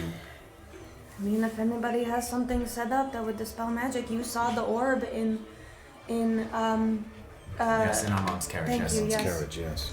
Anything Just like that? as a sort of knowledge about the arcane arts, Yeah. the item that Armand had, that's a very rare item. That's an Okay. exceptionally rare item. The ability to dispel magic is not super rare. Like to cast a dispel magic Right, spell, but it that's wouldn't- not super rare. Right. For someone who knows how to do magic. But the actual item itself like that would be very rare. Right. Just You could come upon a magic user that could just be like, and like, if he knew what he was looking for, yeah. I mean, if he suspected that she was disguised or something, yes. We need this book. But is this something we can do tomorrow? Do we need it today? I don't know if there's a difference. Is there? Is there anything else that You're we the need? ones. Well, the You're the ones who difference- saw this Marvin Bishop and whether. Well, the you think difference it's- the difference again is after we finish the scouting mission, we're free to cause as much trouble as we like, frankly. I can wait. Can you wait? Or do you not want to wait? I don't think if there's one here today that it won't be here tomorrow. I suppose that's true. I don't quite understand why you found this so ominous. It seems No, I just... not at all. Sorry. I've never done anything like this before. It felt dirty. Well, Sometimes get a bit dirty. I don't like lying either. That I understand. is there any way either of you could just disguise me, or I'm quite comfortable lying? No. I know. I can't do that. No? No. I think digging too much deeper in this city will only cause trouble. All right, we'll wait. As you guys have a think for a moment, we'll go over to Hazen things for a second. And I'm ready to take my shoes off when I get at the door. He turns as if to go, Yeah. take it, and he Yeah. sees you. Welcome back. Old hat. Thank you. Yes. I'm looking for small vials of some kind, if you have anything like that. Sure. Yes. And he takes out a little box and opens it, and there's like a number of small, just empty like glass vials. Is that what you're looking for? Yeah. Could I Yes. get 4 of those? How much would that It's be? just 5 copper for each. Okay, cheers. So I'm gonna get 4 of those little vials. Sure. 2 Um, silver. and then kind of nod to him, give him the 3. It's 3 copper, right? 5 copper 5 each, so copper 2 silver. each. total. Oh Jesus, 2 silver. And I'm gonna kind of nod, put those in my bag, and Anything head. else you're looking for? Do you have a bathroom? There's outhouses on the street. Okay. Of course. I'm gonna walk out and try to find an outhouse. Sure, there are some public outhouses that are around. You can step into one. I'm gonna step into one. Is it like a private stall? Yeah, you open it and close behind you, and there's a whole wooden plank with a hole in it. Doesn't smell good in here. So in the stall, she's kind of gonna, take out one of the little vials and carefully as she can pour some of the radioactive lemonade. Just Make a dexterity. Literally, it's yeah, just make a it's like, dexterity. it's not even lemonade, it's water. Just flat dexterity, not on your skills. Just 11. 11. So you do a pretty good job. How much do you want to pour? So you had like a flask that I it wasn't want to totally fill full. But, 2 of these little vials with. Do uh, I have enough, or are they too big? they wouldn't both be full. They'd both be more than like 3/4. You could put 3/4 full in both of them. And that would be everything that I have. Everything in the flask, yeah. Okay. Vials are decent size. They're not like tiny. Okay, then I'm just gonna fill up one Sure, vial. full. And Yeah, keep and there's a the little other bit left 3. in your flask. Okay, Yep. and I'll put those in my backpack, and then I'm gonna put those sort of back with me, and then I'm gonna head over to Trinketry. Okay. You do so. Okay. What time is it roughly, by the way? 1:30, almost 2 o'clock. Oh, okay. Yeah, I'm sort of getting in that area. And you go over to Trinketree. Medu's waiting. Yeah. Hi. Hello. I've got something for you. I'm not sure what it is. I was wondering if you could maybe identify it for me. More poisons? Someone came in here looking for poison identification. Oh, you know, I'm not sure what this is. You should be careful with it just in case, but just Okay. wanted to know. How much would that be? 1 gold to identify. Okay. And I'm gonna put a gold on the... He takes it. He goes over his little workspace again. He takes it out. He sort of starts to look at it, and you see sort of a look of confusion on his face. And he kind of holds it up. Where did you get this? I found it, weirdly. Smells like lemonade. Yeah, it does kind of have a sweet aroma, doesn't it? So, what do you want me to do with it? Just see if there's anything else in it other than lemonade.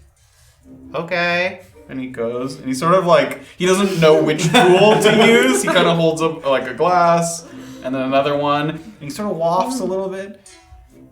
Not that I can tell.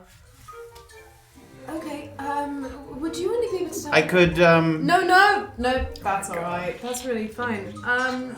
Thank you. I'll have that back now. Would you... Thanks, we do. And I'm just gonna you cork could the... try the Natural Studies Institute. Yes, I could. Thank you. That's a good suggestion. I'm gonna kind of put it back in my thing and walk back out. He sort of, Oh, would do. Sorry. So sad. closes. I do. Like from afar. Okay. And you said it's like around 1:30. Yeah, 1:30. So we're gonna go back to Beezaura, but where are you guys kind of headed and going? I gotta head to Valklav's then. Okay, you head in that direction.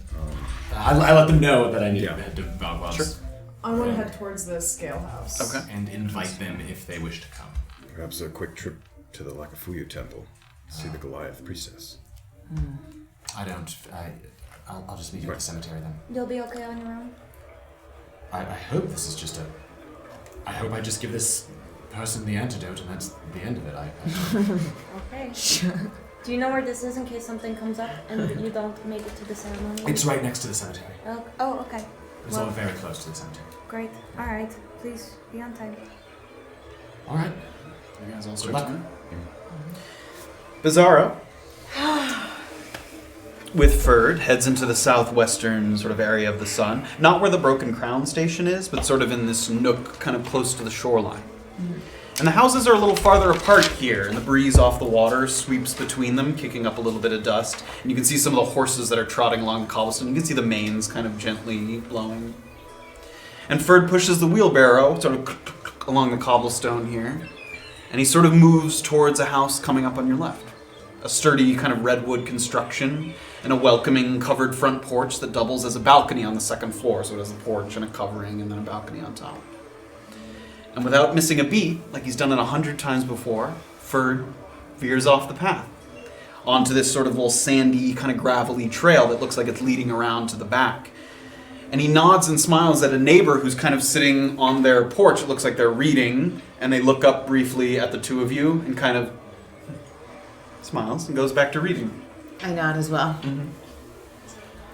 And you start to see a lush and expansive backyard garden. Sunflowers, hyacinths, chrysanthemums, a number of other flowers you don't recognize. And it looks like Chelsea Danita, who owns the place, has started experimenting with topiary as well. There's a few kind of sculpted shrubs, and it looks like one of them, kind of a large one, is sort of half done. It looks like an owl bear. It looks like she's in the middle of trimming this kind of shrub into like an owl bear shape, standing tall in the center of the yard. And Ferd sort of and he puts the wheelbarrow down. And he starts to open the sacks. He takes out like a small knife, sort of pocket knife, and he's sort of... We're going to spread it so that when we walk out, we don't have full sacks. Got it. Right, he takes it, and he starts to just sort of... He's not really... He's Doing just dispersing it anything with around it. the yard. Yeah, not to, so there's a couple of sacks, and he does this with each one, and he kind of... And you can help him do that. She really does love her plants. So I've heard. If we get a chance, we might want to hack down one of these. When you're not abusing halflings, I suppose you get bored in your time. And he continues to clever. he's sort of shuffling the soil along. And he looks around, and nobody's here in this backyard. And he kind of looks over to the door, and look, there's a simple sort of back door, and it does look like there's a lock, and you see him sort of open up his bag and reach in and pull out a small set of lockpicks. Nice. You have been quite prepared for this. You have no idea. And he sort of takes the thing, and he opens it, and he heads over towards the door. And he begins to work on the door. He's looking around kind of as he does it, and it's pretty well covered back here, especially with some of the topiary With things. the huge yeah, owlbear you know, tree. there isn't that much danger of being seen here. And finally, he sort of... And You got it. come on. He heads inside. And the door opens into a well-furnished, tasteful dining area. And you can see to your left a kitchen, well-stocked, pans and knives, good quality, hanging on racks across the walls. And you watch as Ferd and his eyes kind of wander to the right, which looks like it's a kind of sitting room. And he runs his eyes over a number of items. Candle holders, an abacus, vases, a rack of wine, a mirror, a silver decanter. There's a ship in a bottle set up on a mantelpiece. And he sort of looks like he's kind of clocking these things in his mind. And then he takes the bag off his shoulder and kind of plops it down in the middle of that sitting room area. And he sort of gently takes out a page. Are you ready? There's a lot of good smashing to be done in here. Let's do it. Where are you gonna put it? And he sort of plops his bag down sort of here. We'll do one on the bottom floor, and then we'll head up to the second floor and do one up there. You ready? 10 minutes. And he smiles at you, and he holds his hand up. And that's where we're going to go to break. Oh my god! Before we jump into the Adventures of Beezaura and Ferd. Oh my god! In the bottom. I love tiny little pieces. Oh no! A lot of good items. So we'll come back and we'll jump right into that. Thank you guys for joining us. We're just going to take a quick 15-minute break, and we'll be back. See you then. Bye! Orba, be careful.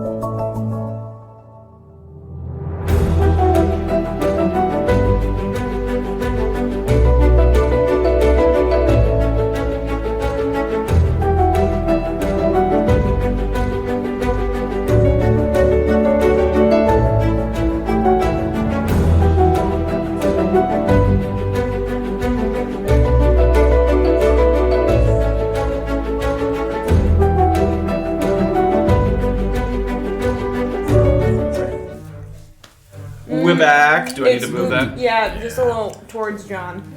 Raise your hand if you bump the camera like a fool. Wow. Honestly, it's mostly it's me. Public shame. Most of the time, it's me that bumped the camera. Public I shame. kicked the stand. That looks better. Lean forward, John. Oh, yeah. Do the Erland lean. Yeah. I'm saying something important over here. Yeah.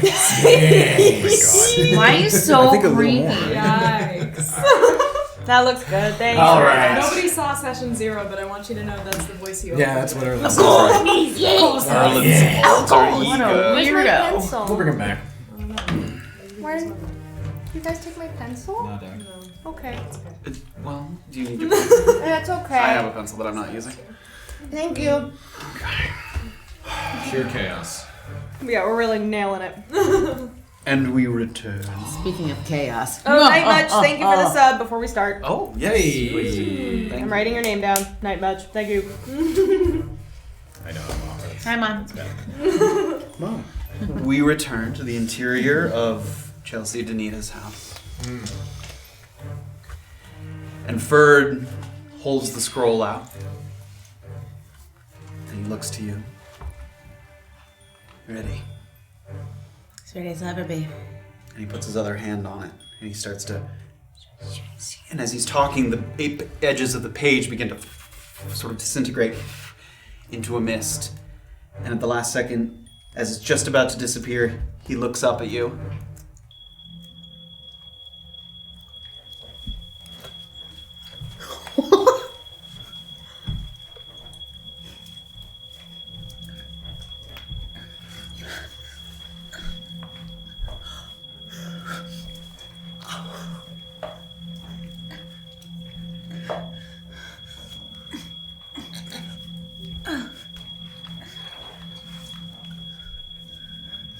And you guys start to go up. And he takes out the second sheet. And now you're up in a bedroom area. This sort of large master bedroom. Are there mirrors? There are. And up in this room, you look around, and the two of you immediately start to, take notes at what's around. 2 mirrors, multiple wooden stands that are displaying expensive-looking clothing. It looks like there's a number of sort of racks that are sort of displaying. There's a pair of chalices on a dresser, some books, a glass pitcher, some bottles of perfume. There's a woven tapestry on one of the walls near one of the windows. And there's a large wooden cabinet that seems to have a little lock on the outside of it. And Ferd doesn't notice that right away. And he starts to take out the scroll. Wait. Why is that one locked? And he looks up to where you're pointing. Not sure. I know we need to move, but could you pick it before we open it? Before we smash everything? Let's do it while the silence is in effect. Huh? Sure. See what's inside. And he puts the other hand. And the edges start to disintegrate. And once again.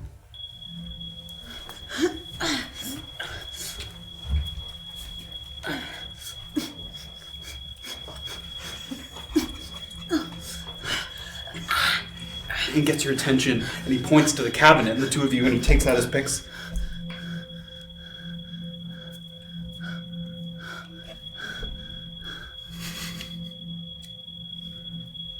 And he opens it up, and there's rows of potion bottles. Different colors, all different colors, like a rainbow of blues, greens, reds. Not anything you've seen before. It doesn't appear to be any healing potions, and it doesn't appear to be any hot juice. Yes. It doesn't appear to be either of those, but a number of potions. And he sort of looks at you. And he puts one hand and No! you can't hear it, but the potions start to rattle and hit the ground. And are you grabbing him? Yeah. So he pushed one row away and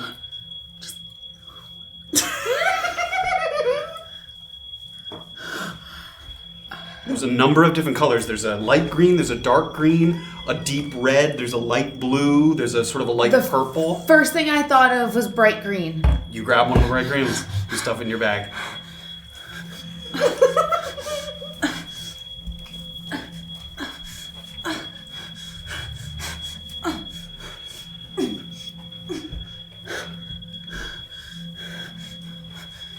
And you guys go down. And you go out the back and close it behind you. Oh my god. And he sort of looks at you and smiles. 2 scrolls left. 1 house left. First was successful. Get your barrow. And he goes over to the wheelbarrow and he sort of shakes out the empty part of the sack. And he puts it back in. So there's a couple like empty sacks in the I barrel. just like take some excess dirt and just rub it on my face Sure. a little. Nice. Cute. Very cute. And he picks it up. And he moves along. And as you're sort of exiting out this area, you see the neighbor there still sitting with the book. And this time the neighbor doesn't even look up as you guys pass. And Ferd kind of looks up just to check and then just keeps pushing along. And the person kind of turns a page and looks up for a moment. And keeps reading. And Ferd moves along. Now, Micah's house doesn't have a back entrance. So we're going to be going through one of the side windows. Oh boy. Now there's an alley between it and the next house. It's got good coverage. And for this one, we're going to take some of the world's general ignorance about halflings and use it against them. How so? I'll show you. And he takes the barrel. And you two start to move. You sort of moving northeastward, kind of. Okay. And you start to move through the square. We're going to check in on Erland as he heads up to Baklav's house. As the sort of just you were given the description of where his house is, sort of at the north end of town near the gates. Not knocking anything over. Just make sure. Right. So many cups. What's up? Okay. And a camera. Sorry, I'm just trying to find the right thing. Nice job. I have notes on this somewhere. Maybe not. Maybe they're gone. Oh, there we go. Great. Green juice. Very good. And you take the familiar streets north, but this time you bank off to the left after reaching kind of the area sort of around Gwendolyn's drinkery. And you head into sort of a small extension of the city walls along the east coast, or the north coast, that makes this kind of large alcove with a number of 2-story homes that have the appearance of duplexes. It looks like they have separate entrances. These aren't like nice 2-story houses. It looks like they're 2 houses stacked on top of each other. So it's fairly compact. Is that alcove sort of up, like almost across the path from the cemetery up here? Yeah. Yeah, Yep. great. Yeah, but you're still inside the city walls. Yeah. So near 14, I think, is the number. Yeah, there. It's not exactly. 14, but it's near there, yeah. So you follow that, and you follow our directions, and you get to one of the houses that has kind of a raised entrance, so it's the second unit. And it has kind of a staircase that leads up, and it's a little shielded from the street. And it has this kind of roof that's overhanging, and it creates this kind of shaded little area alcove. It's not dark, it's not hard to see, but it's a little dimmer from the bright sun of the afternoon. Is this area fairly well populated as well, or is it pretty quiet? It's fairly quiet. You've definitely passed by some people. It's not empty, Okay. but it's definitely not as packed as most of the sun that you walked through. Okay. And you pass a couple of people to get here, and while nobody says anything or impedes you, you do feel like you have some eyes on you. And some of the people wearing things, they're not destitute, but they're not wearing nice clothes, and they get the sense that they know their community well, and they don't recognize you. So nobody stops you, but you get a couple sort of looks All right, I'm gonna moving by. just keep my pack close. Sure. And as you move close, you start to hear a little bit of noise coming from the second floor, and you've been told that the second floor is where Bob. You hear a little bit of sort of thumping. So they're like sort of narrow townhouses, and there's a bottom floor and a top floor. Yes, which are 2 separate Which are 2 homes. separate units. Yes, Great, and, great, and great. Bob is one of the second units. Yeah. And you hear a little bit of sort of rattling and shaking, maybe some piece of furniture being moved or something. You hear some sort of noise like that. Okay. And then it's quiet for a moment. Are there windows at the front of the house? The front of the house. Like if I go up is it like there's a landing in front? Yeah, so if you go up the stairs, there's a little landing, Yeah. and then the door's immediately on your right, and then there's another window a few feet further on your right as well. Okay, I would like to. Are there people around me at this exact Now that moment? you've walked up the stairs, no. No, like so if I'm going to the stairs, I want to. If there's no one around me to see me from the outside, I would like to try and sneakily walk up the stairs so I'm not heard. Sure, make a stealth check. 12. 12. So you step in. The construction's old, so there's a little bit of squeaking and groaning, but you have time. You're not in a rush, so you do it lightly and slowly, and you hear a little bit of the... But it doesn't make a lot of noise. Nothing sort of... It doesn't draw anyone's attention that you can tell. As I'm getting closer, can I tell what's going on inside? You don't hear voices at this particular moment. Again, you hear a lot of thumping. Some sort of... Sounds like something got knocked over. And I can't see in the window yet. No, you'd have to pass by the door, although the door doesn't have a window on it. It's a solid door. So I want to continue moving across the landing, past the door, and I want to try and peek into the window without being seen. You get to the window, the curtain is drawn, there's a little bit of space, make a perception check. These are bad. 8. Yeah, so it's hard, as you peek in, there is a little bit of space, but you go to the right and left, and you can't see anything in that sort of narrow window opening there. Okay, does it seem like there are any other ways to get to the second floor? Like, what's the layout of the building look like? If I were to look around the sides, like, are there ways up other than the front door? To the second floor, no. Okay. It's just this staircase and a little small landing here that's about 15 feet long. Are there other windows? On other sides of the house, yes, but there's no landings. The landing doesn't go all the way around the house. Yeah, and the house is not constructed that I could kind of like scale over and peek in. You'd be climbing the side of the house. Okay. All right. Theoretically, yes, but you... Okay, let's go to the front door then. So everyone's gonna walk to the front door, and I want to like put my ear up to the door and see if that gives me any extra information. Make a perception check. 19. You hear sort of a shh, it's okay. Shh. Like right on the other side of the door? No, it doesn't sound like it just sounds like she's doing it loudly. It doesn't sound like it's right there, but it sounds... She's just saying it very loudly, so you can hear it. Oh, there's a lady talking, saying that... does it sound like melody? It does not sound like melody. And it doesn't sound like it's right on the other side of this. It doesn't sound like it's right on the other side. Okay, I would like to see if that door is unlocked. You're going to turn the door? I would like to quietly see if the door is unlocked. It doesn't seem locked. I'm going to quietly open the door. Make a stealth check. Goodness. 21. You push it and it opens quietly, and you even are able to, sort of anticipating a little bit of caution, you open it and you stop immediately because you see a chain lock on the other side of the door. So you didn't sort of open it and make a rattle, but you open it a little bit and you see the chain. And it's not possible for me to get through that. Oh no, it's very small. It's like this, You ain't that skinny. Can I hear anything now that the door is open additionally? more of the sort of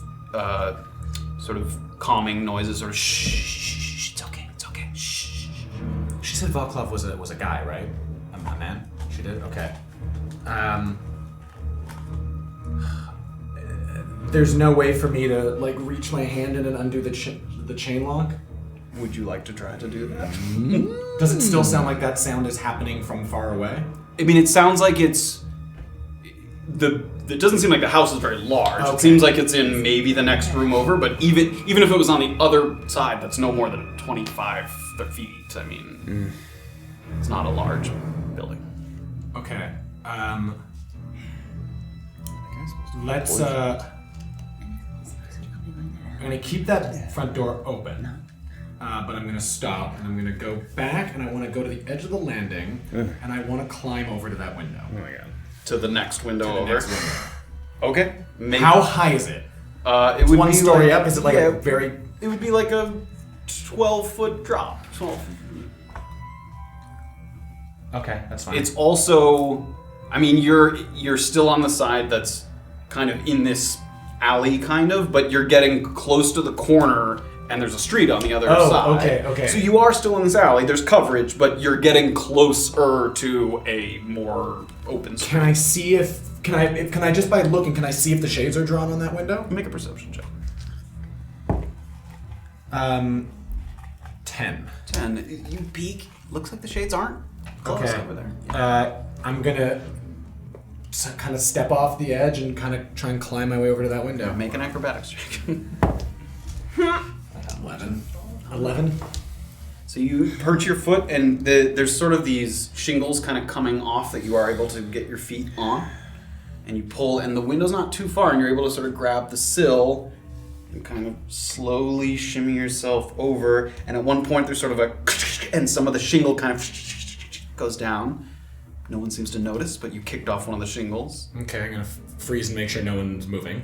Or does it sound like the sounds are still going on inside? It does sound like the sounds are still going on. Can I now peer in? You can now peer in the inside. I would like to peer in quietly, like... And there's a woman holding a man kind of up against her, like with her arm around her head. And again, now this window's closed, but you can sort of see her sort of making the noises. And there's a man in her arms who's shirtless. And there's a number of sort of lumps on his body, like one here, one on his neck, that seem to be sort of green tinted-ish in color.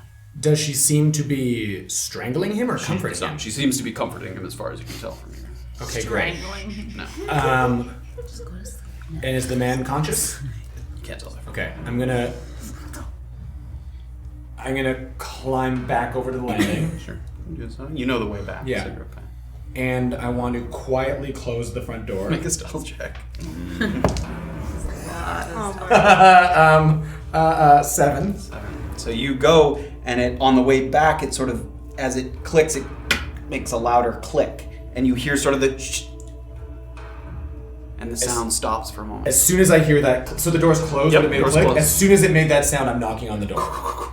And you hear, there's sort of a pause and a silence, and you hear a little bit of like shuffling, and you hear sort of something that's moved across the floor, and someone comes up and opens the door, and you see a woman there.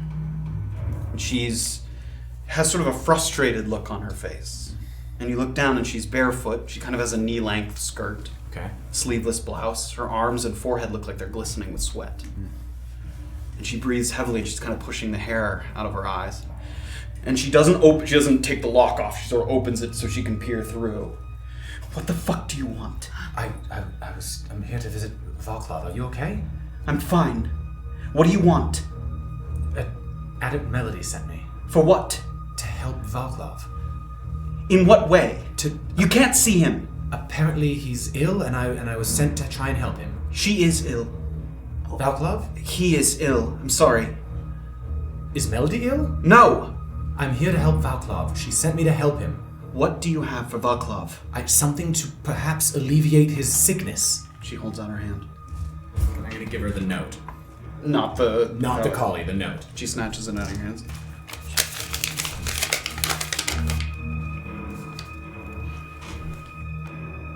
She looks at where are the pellets? I have the pellets. I know how to administer them. Make a deception check. 11.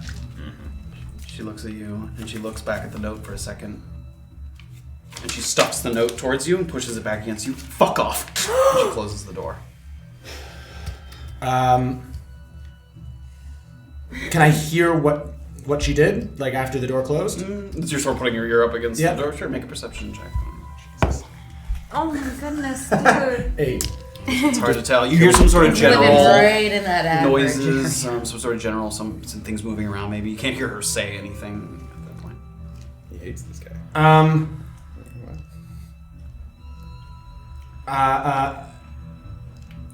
Can I? I'm gonna knock again. Okay. You hear a little bit, and it sounds like you hear some footsteps, kind of. And she doesn't open the door, but you hear on the other side. What? Do you want to save his life or not? Fuck off! You're sentencing him to death. And she opens the door again. And rattles as soon as she opens it, I want to hold the pellets, but far enough away from her that she can't just grab them. Sure. You do so.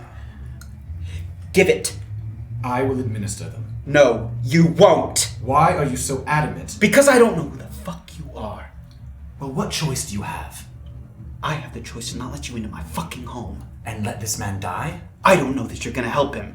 Do you know what this is? No. It's collie and charcoal. Well, I don't fucking know what that is. It gets poison out of a body. Then give it, and I'll give it to him. Do you know how to administer it? During this conversation, there's sort of a choking sound in the back, and she looks, and She closes the door again. Okay. It's in a bag, right? Like, Yeah, it was in like a little burlap thing that's at the top. It's like tied in a little string. she shoved that paper back at me, Yep. right? Yeah. 1 second. Let me just take a quick second to remove myself. Give back my paper. I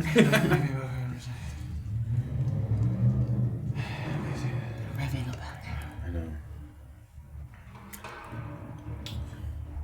How many pellets are in this bag? If I look in the bag, Looks like it's one, there's 1 pellet in the bag. Bummer. and it's like decent size. It looks like the size of a cherry or something. Like, That's a pellet. It's a lozenge. Fisherman's friend. Can I speak? I'm gonna say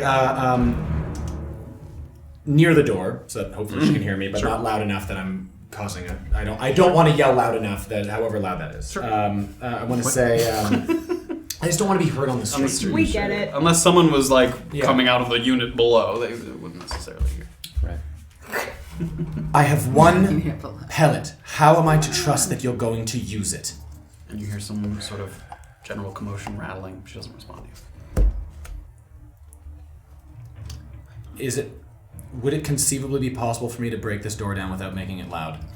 Without making it loud, no. You could break it down yes, the chain is pretty small. You could definitely bust the door open. But it would be loud. Yes. It would definitely make a bang. So there's no way I can like open the door and like try and break the chain. It's too thin, yeah, not really. You'd have to you wouldn't be able to like pull it from this side. You really have to like hit it from the exterior. Is the window unlocked? It's hard to tell. Can I try? The window that's on the landing. landing. Can I try and just lift it? You try to lift it and it clicks, and it looks like there's a little latch hook on the other side that has it closed. Looks weaker than the chain. Oh. Could I conceivably break that without making noise? The latch? Maybe. I would like to try. Okay. Give me I'll tip a flat dexterity check. Stop. These are truly Stop terrible. using that die. 5. Use that one. Die jail. Yeah, that joke. You go and pull it, and the old construction, you sort of give it and in doing so, it clicks against the top, and the wood sort of warps, and the glass, you see like a vein of broken glass like come down. A couple pieces come off of the window. Is there a gap now underneath? Yeah. Of the window? Yeah. I'm gonna throw the collie and charcoal inside. Okay. Make another. I'm just gonna if it's open, I'm just gonna sort of toss it in. Okay. Make a dexterity check to sort of throw it where they would see it. You know. Yeah. Dexterity? Mm-hmm. Yeah. Again. Just 11. 11. Okay. You give it and you see it kind of hit the floor, and you could hear a little bit of like stop, and then there's sort of a pause, and you see a hand grab it and. You see it grab and pull it out of the way. You can't see like where she is, but you saw a hand reach out and grab the pellet away.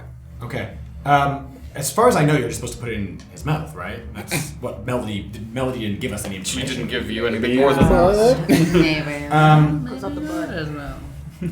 It's a suppository. Yeah. It's It's shaped. Put it up his nose. I'm gonna sort of crouch down by the open window and say, look, as far as I know, you put it in his mouth and monitor to make sure that he doesn't have muscle spasms for too long. And there's a pause for a moment. And then you see through the little sort of peak in the shade, you see her face sort of appear. What if he can't swallow it? If you tilt his head back, I can help administer it. I'll pay you for the window. I'm sorry it's broken. And you hear her, and you hear in the background sort of, and she goes over to the door and opens it up. All right, I'm gonna go inside. And you go inside. What can I tell what she was moving based on? It looks layout? like it looked like there was a table that's turned on its side. That when she went to answer the door, she had hid him behind it so that you wouldn't be able to see him. Maybe if you came in through the door or forced your way through the door. Okay. But now that table has been pushed aside. And you see the man, he's propped up against the wall, and he's trying to take deep breaths. And you can see his breathing is shallow, and his face is kind of a bluish color from the deoxygenation. And you see, coming out of his mouth, a curling green vine as it's sort of working its way and protruding out of his mouth. And it seems like it's closing up his throat. Oh my god. And you can see that he starts to reach his fingers and he's trying to pull at it in his mouth. And he sort of gestures to the woman. And the woman goes over and she gets down on one knee and I don't want to do it. I don't want to do it. And he sort of taps her and she goes over to the kitchen and takes out a bread knife. And she walks over to him. What's, no, I'm gonna grab her arm. Okay. What are you doing? When it comes out his mouth, he can't breathe and I have to cut it back. You've done this before? Yes. And she starts to, and he sort of winces in pain, and she pulls the knife, and it seems like the sort of juices of the vine are sort of dripping down the blade of the knife. Does this look like the creeping ravine vines? No. Okay. Does it look like any of the plants that Blom had? They're sort of viney, it's hard to tell. Okay. Not immediately identifiable as such. Okay. You're only getting sort of a peek at sort of a piece of it. Okay, yeah. And she continues to, and after a little while, there's sort of like snap as she pulls it off. And as she does so, he sort of takes a breath, and the vine kind of retreats back down into his throat. Okay. Christ. Sorry. He sits there, and she takes the pellet, and she sort of unwraps it and takes it out. And she holds him by the face, and she's like, "You have to swallow." And he sort of rolls his eyes back into his head, and she puts it in his mouth, and she closes his mouth, and she holds his nose. And he sort of... And there's sort of a pause, and she waits. And then he kind of takes a deep breath. And it seems like he's conscious, but barely, as he's sort of just gone through this. Who are you? A friend of Melody's. We've been trying to get Melody's help for quite some time. She told me, yes. What happened? Who are you? I'm Volkov's wife. What happened to him? What's your name? What happened to him? My name is Nadoya. And he's been like this for a while, but it's getting worse. What did he ingest? Did someone give it? What happened? No. He said it happened before I met him. He started feeling things in his body. And he went to visit someone in Tuktu. Some kind of druid or shaman. Thought they could help him. But it's only seemed to make it worse. Who did he visit? Houghton. Ja Houghton. So what was the first name? Ja, J-A, Ja Houghton. So this started happening after... He got the aches, and the tumors, the bumps on his body started to appear. We got concerned, so we went to this man, who we were told, I don't know, had some sort of specialization in strange illnesses. But it only made it worse. So you went with him to visit Ja? I did. What did Ja do to him? That I don't know. He took him into a different room. And what... Was he changed anyway? Was he behave other than obviously what I just witnessed? Was there anything else? Sometimes I would wake up in the night and I'd roll over. And I'd go to put my arm around him and it would be hard. Like the bark of a tree. His skin would harden. Does the plant that I saw coming out of his mouth look... Was it Kali that was administered to Erland that gave him Bullbark? No, that was the Lily of Life, which gave you the regeneration ability. No, the Bullbark. I'm talking the... What about what was administered to Erland? That was a flower that he had you eat, I think. So did the vine look like... It didn't look like that. Okay. But her description of Like the a bark long sounds flower. similar to... Yeah, okay, now that the vine's been cut off and is on the ground, can I sort of take a look at it, take a close look Sure, at it? make an investigation check. Sometimes I am. And it's immediately started to, it had a greenish color, and it immediately started to fade. Now it's sort of a translucent sort of milky, whitish brown almost at this point. That was a nat 20. Nat 20. You give it a look, and you kind of run it over in your hands, and it has sort of a viscous liquid that kind of pools in your hand as you're holding it there. And you look at it, and it doesn't seem like one of the plants you consumed, but it looks very similar to something that Blom had at his house. Okay. Okay. Do you know how long have you and MacLeod been together? 4 years. Did he tell you what might have caused this? What do you mean, what might have caused this? You said that something happened before. He said to you that something happened before you met. That was the cause of this, which is why he visited Jar in the first place. He said that the tumors started to appear before I met him. 1 or 2 at first, and they got worse. What do you mean something might have happened to me? What do his fingernails look like? Make an investigation. 12. They, on immediate glance, they look fairly normal, but you sort of pick up one of his hands. He kind of has a heavy, kind of limp hand. And right up near the cuticles, there's sort of a darkish hue to the fingernails. Okay. Y'all. Do you recognize these things? I think so, maybe. I'm not a physician or scientist. You're the first person since we met Houghton who said they had any idea what it might be. Can you tell me? Did Houghton not tell you what it was? He didn't know. He just thought he might be able to fix it. I think we should perhaps wait until MacLeod is conscious again. I wouldn't want to overstep any boundaries. It could be a while.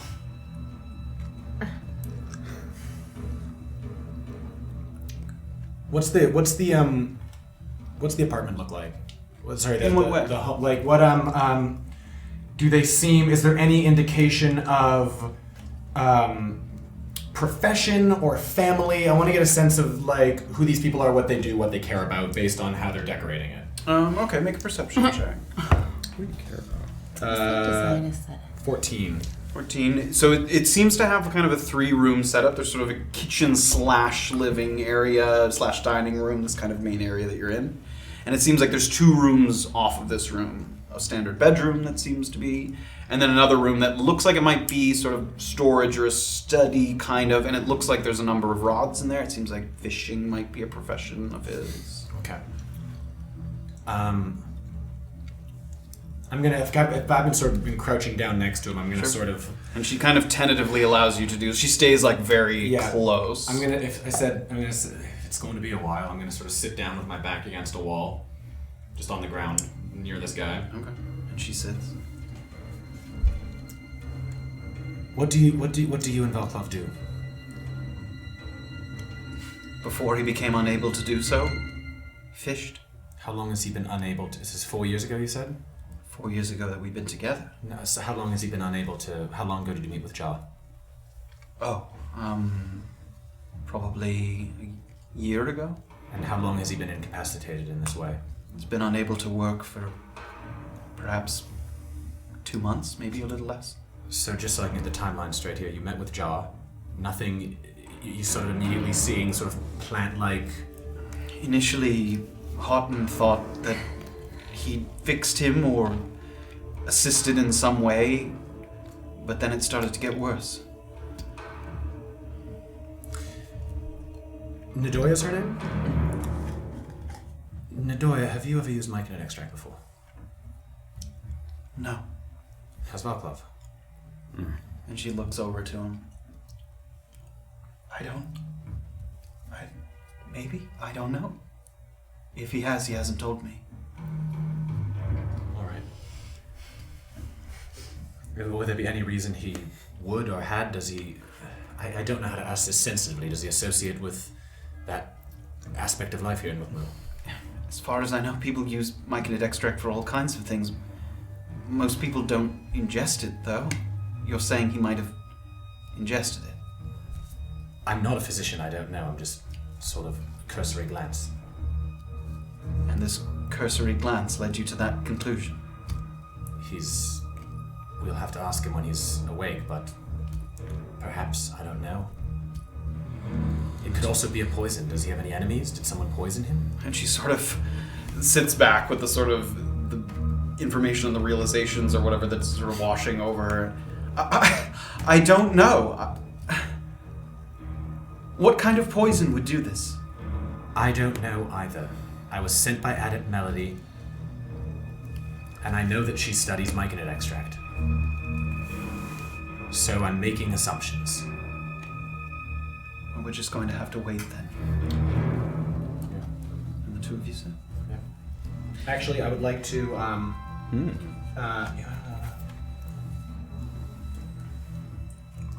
I'm going to, just in case, I would like to sort of stand up and draw all the curtains, just because there might be a sensitivity to sunlight.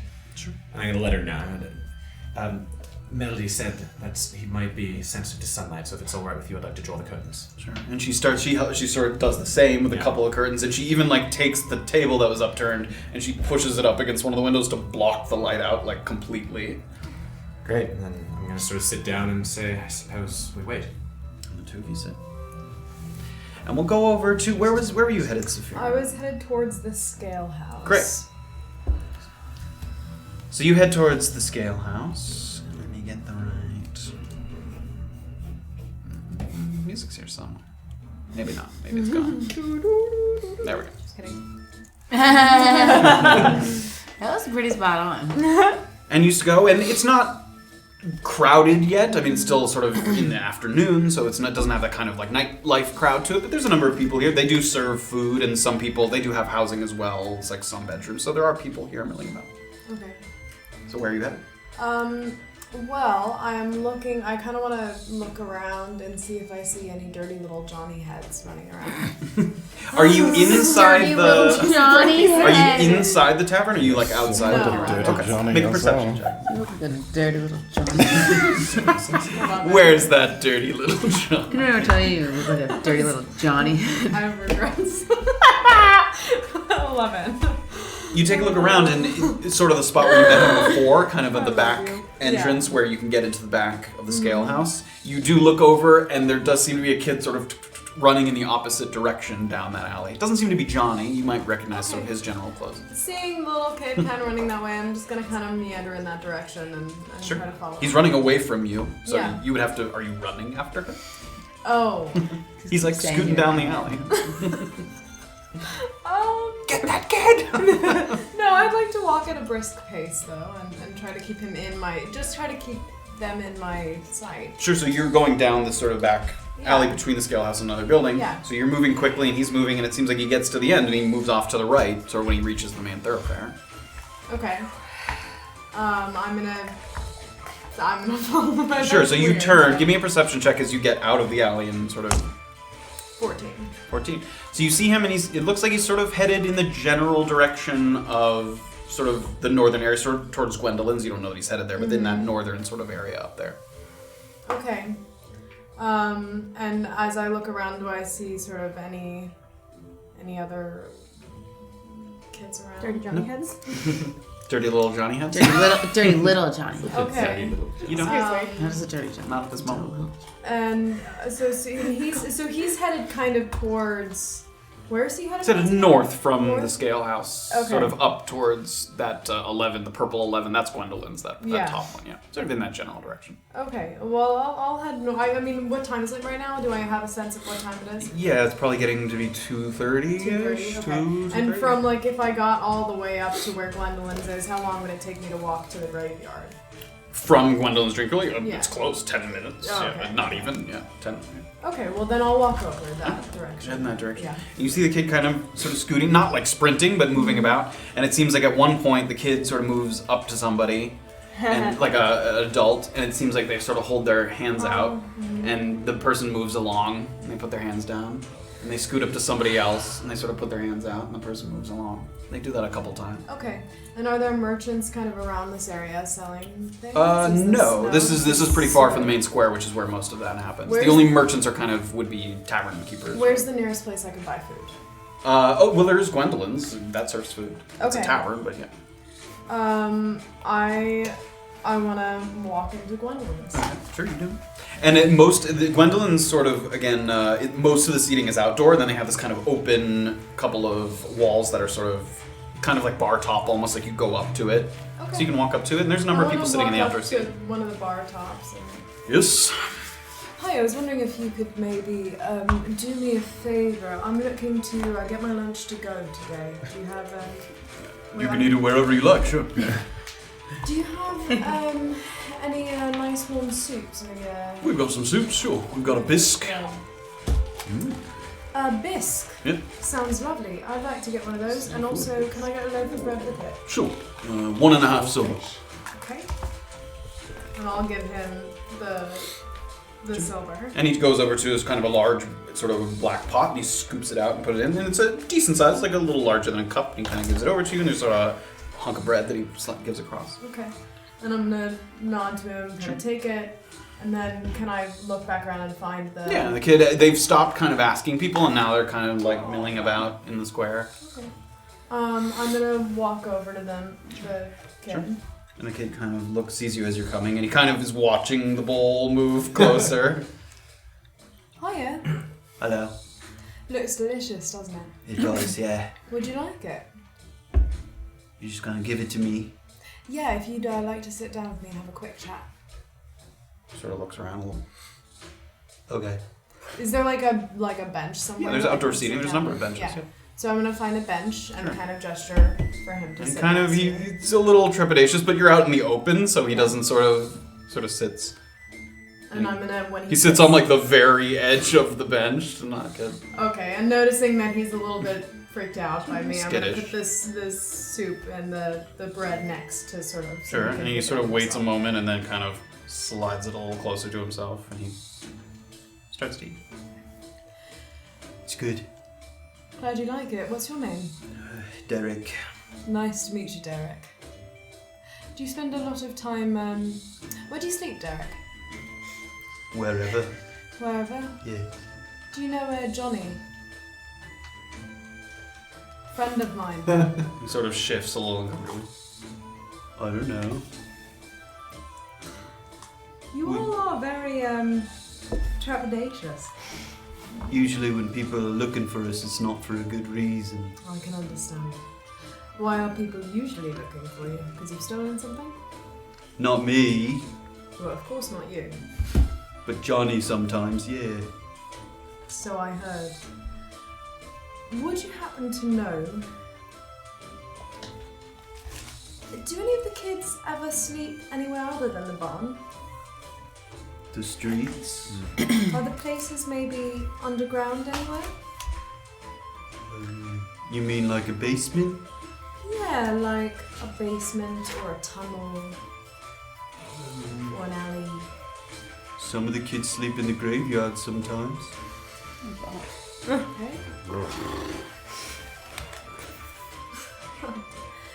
And the other night, there was a nice man. He was handing out lemonade. Do they do that often? Yeah, and you see him light up at the sort of the thought of that. It seems like they don't discriminate against who comes up to get it. So, yeah, he comes every month or so. Yeah. Yeah. Yeah, And how do you like the lemonade? it's good. It's very sweet. Well, next time you see Johnny, if you could get him a message for me, tell him there might be some gold in it if he could find out if he can see anything that might be underground. I can do it. Well, if you'd like to help, then there could be a silver in it for you too.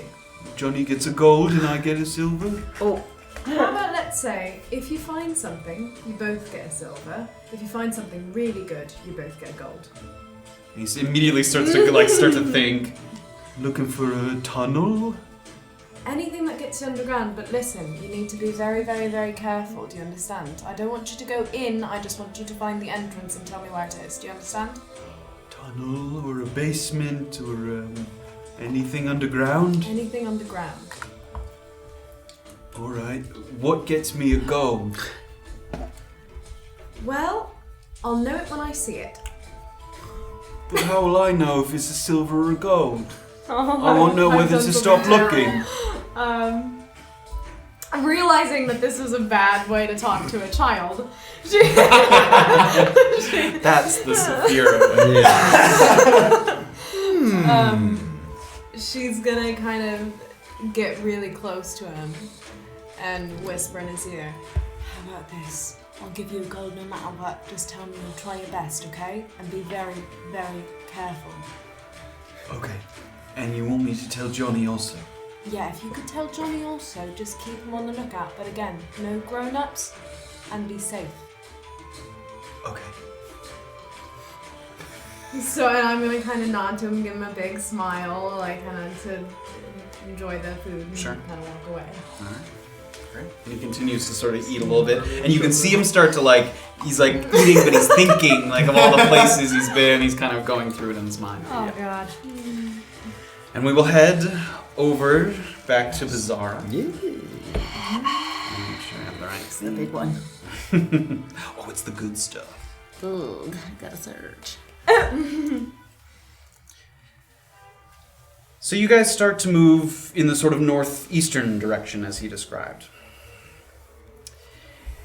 And the house is located close to the Natural Studies Institute. It's kind of on the north end, sort of on the, I think that's on the back side of the Natural Studies, or at least on the side of it. Now, like I said, we're going through one of the side windows.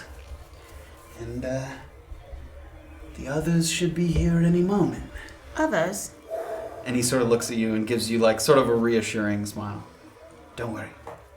And he puts the wheelbarrow down and he kind of leans against, he stations himself kind of against the side of a house that has a little bit of coverage on the left side, so it's not right out in the thoroughfare.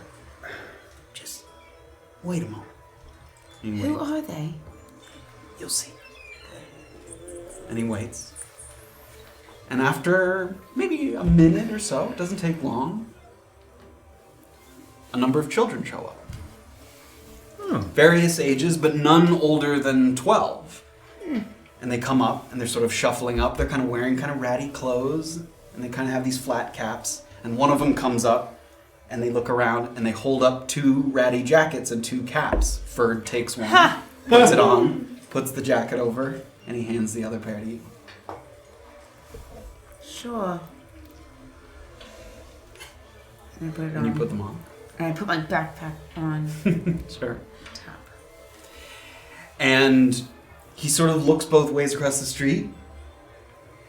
And then he pushes one of the kids. You're it! And he starts to run across the way. And the kids all run after. And they're all sort of tagging each other back and forth. You're it! You're it! And they're sort of making a scene in the thoroughfare. Sort of a loud commotion. And with your sort of short stature, you're sort of among the kids. And this sort of swirls around. And he sort of grabs you by the hand and sort of motions, and you guys start to move, and the sort of crowd moves, and you and Ferd and one other kid sort of duck into that alley between the house and the house next to it. And you sort of go into the thing. The kid came with us? One kid came with you, yes. Okay. So the 3 of you kind of Yeah. move through the alley. And he gets up to a window that's on his right side, and he takes out his pocket knife. Wait. Who is the kid? Don't worry. He's here to take the clothes back when we come out. Okay. And he sticks the knife in, and he sort of sticks it between the windows, and he's sort of lifting up the latch on the other side, and it sort of and he You're pushes good. it open. Pushes it on. And he looks both ways. Motions. Hops in. Make an acrobatics check as you're hopping in. I am limber. Or not.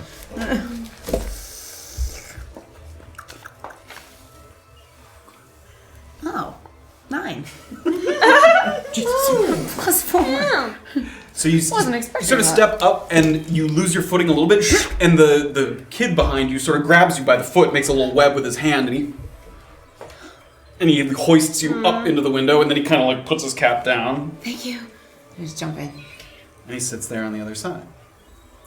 And you enter into the house in what looks to be sort of a small guest room. Kind of it's pretty sparse and it's small. It seems like this wouldn't be the master bedroom.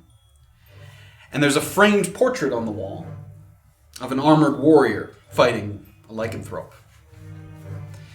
And the door from the guest room leads into this small central sitting room. And it seems that all of the rooms of the house kind of branch off from this spot. There's sort of a main central area, and a few rooms off to the sides. It's only one floor. And peeking through the doorways, you can see another larger bedroom that looks like it might be a master bedroom. There's a kitchen, some kind of study, and then an artist's studio. And despite having a dedicated room for it that has easels and paintings, the canvases spill out into all the other rooms, a hobby that's sort of bordering on obsession. You see portraits and landscapes, palettes on multiple surfaces, sort of little trays with paints and water and oils and things all over the house. And he looks around at all the paintings. Plenty of good stuff in here. What does she do with all these? Paints? You recognize any of the portraits? He kind of looks around. Not in here. What about that large one from the first room? No. Something you recognize? No. People get bored when they're rich. Seems that way. She paints a lot. Now, this one's only one floor, but it's bigger, so I'm gonna put one over there, and he kind of points to one corner of the sort of central space, and one over here, and he points to another space. That should cover most of the house. If I wanted to look around before we destroy it, can I? Or He seems to start going about getting things ready to go. Again, the silence lasts for some time, assuming he didn't immediately destroy the thing you were trying to look at. You have a moment to look. right? I just want to because I've seen his name, so I just want to find out about her. Sure. Do you want to do that now, before the silence starts? Because he's starting to get things ready. As this is happening. Well, I guess I could do it during the silence, so it doesn't set anything off. Sure. Okay. Yeah. Okay. Right. He sort of gets one ready. I'm gonna do this one, and I'm gonna go right over and do the other one. So we've only got 10 minutes for this one. Do everything we can. You get started right away. Just don't leave a 20-foot radius of this one until I get that one set up. Got it. Yeah. He starts to take it out, and he puts his hand on it, and he starts to talk. And the ringing in your ears starts. And he pulls out a knife, and as he's walking over to the other spot where he said he was going to set it up, he's like slashing paintings along the way.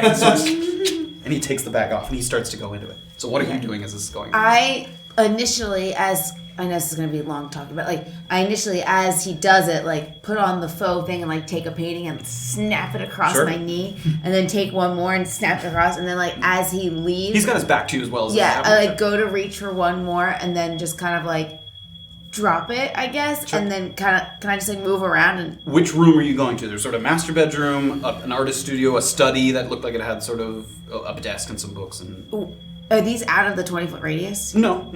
Especially as soon as he gets the other one set up, the house should be study. covered. Great. So you go into the study, make an investigation check.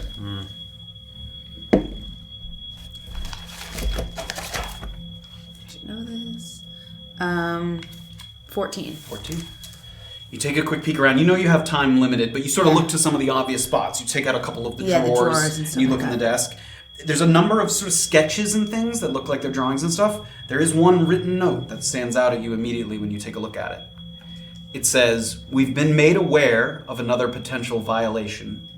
Please report to the reservation center at your earliest convenience. Or coordinate with Standing Sergeant Ulrich to arrange a time for us to converse." And it's signed, Director of Reserves, Cedric Skentz. Okay. And I see that, and you peek into the other room, and you can already see that he's Yeah, so I see that, and I close the drawer, and then just start smashing things and other thing, and then do I go to that one, or he does that one and I stay here? Whatever you want, yeah. So well, you I have can't a really leave, can I? Because he's got that area and I got this one. Yeah, or there's tons of stuff to break, yeah, so if I still have more time, yep, you do. Can I run back into the artist's portrait place and see if there's anything else to find? Make an as investigation I'm check.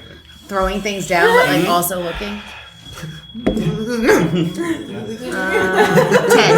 10. You don't notice anything. There's a number of paintings in here, but none of them stand out to you. You don't see any that you recognize. Okay. And you can look over and you see, out of the side, you see Ferd go into the master bedroom. So okay, he went into he's that in there. room. And you see him he's taking out a drawer, cracking it, throwing it, taking out another drawer, cracking it, throwing it, and then he looks up.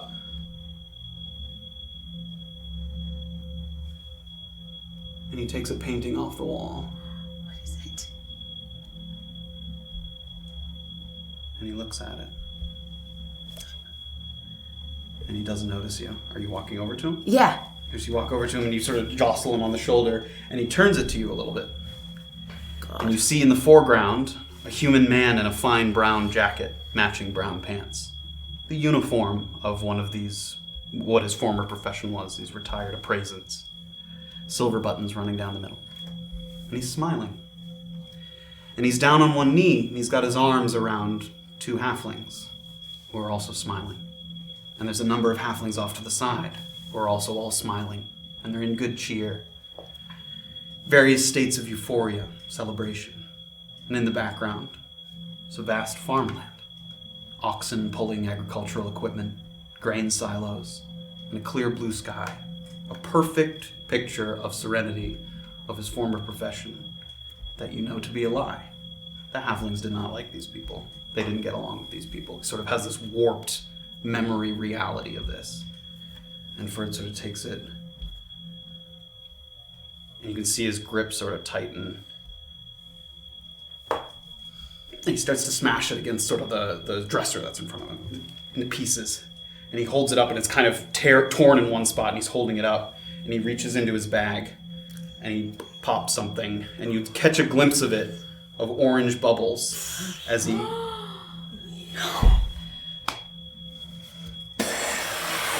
And he starts to light the room up, and it's silent, and the room, there's a flash of light as the room starts to burn and smoke, and immediately, and he looks to you for a second,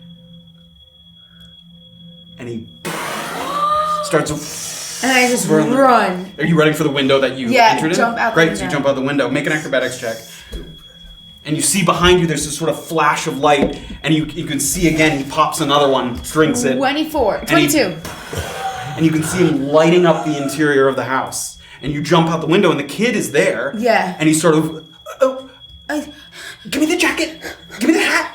And he sort of takes him and he runs in one direction. And I just run in the other direction. You run in the other direction. As you can see at this point, there's already a crowd starting to gather because the smoke is billowing out of the windows. God. And people are coming, and you can see the people with the insignias of the city watch. They're coming, and you can already see some people with water buckets, some people with sandbags, and they start to like throw it. And you can see some people starting to break down the door, trying to get into the fire. Yeah. And this crowd, so what are you doing? Is this crowd sort of forming around here? Am I out of the crowd? Yeah, you're sort of coming out of that alley behind the house. I'm coming out of the alley. Are there people as coming? the crowd's gathering, people are coming up as you're coming out. So can I like turn like I'm going that way, but sort of move backward, like go, like kind of like I'm in them, but moving. Sure. The opposite So you're like direction? trying to pretend like you're part of the crowd. Yeah. Make a performance check.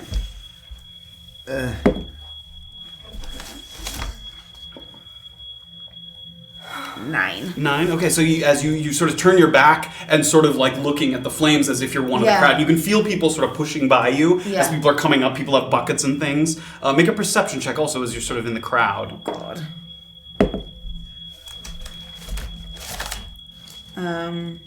12. 12. Okay, so you feel some people kind of bump by you, and you can catch sort of as the crowd is gathering, these rows and rows of people. It seemed like 2 people had busted down the door, and you can see them pulling Ferd out. And he's sort of blackened, and you can see the soot on his face, and it seems like he's like a little disoriented as he's kind of was breathing in the fumes of the fire.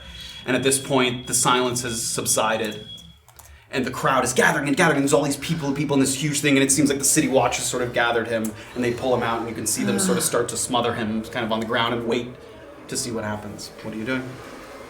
I just take like one look at it. Like, I mean, he can't see me, and he thought he was gonna die probably. So I just take one look at it and just like tip my head towards him, I guess, and just like bow like as the crowd's going in, and then I just I leave and go back to the lakeside inn to get my armor. Sure. And you make your armor. And you move through the crowd, and you can hear behind you sort of the shouting and the screaming and a little bit of the concern. And some of the guards that were over near the Natural Studies Institute, which is nearby, people have come to sort of help and sort of work through the situation. And you sort of let it kind of fade into the background behind you. And we're going to head over to the Temple of the Lakafuni. Oh my god. Boring. Jesus fucking Christ. Okay. The hot juice doesn't work always for the good. Oh my god. Where Graven and Orba, you guys are together? Yeah.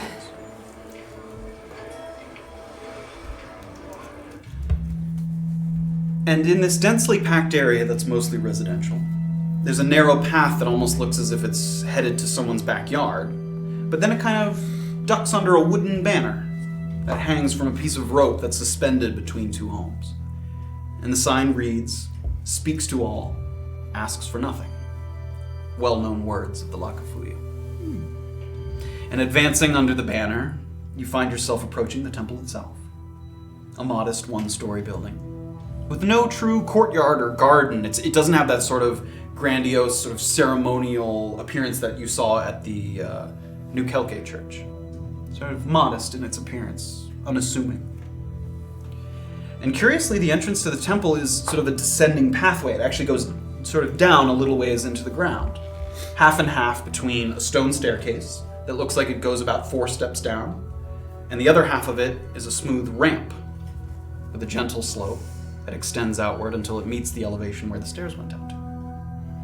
And this sunken floor kind of gives the interior a small illusion of expansiveness. The ceiling is sort of regular height, but because it goes down into the ground, it kind of has this cacophonous sound and look to it. You guys have a moment here at the sort of entrance? Orba, this may just be a case of my curiosity getting the best of me, and I don't know if she really has any information for us, but I just wanted to. Yes, well, what piqued your curiosity? It's just because she's a Goliath? Mostly. I'm just making sure. Yes. You don't know her. Well, And again, no talk of my, of course. Thank you. What if something happens like it happened at the ceremony? Well,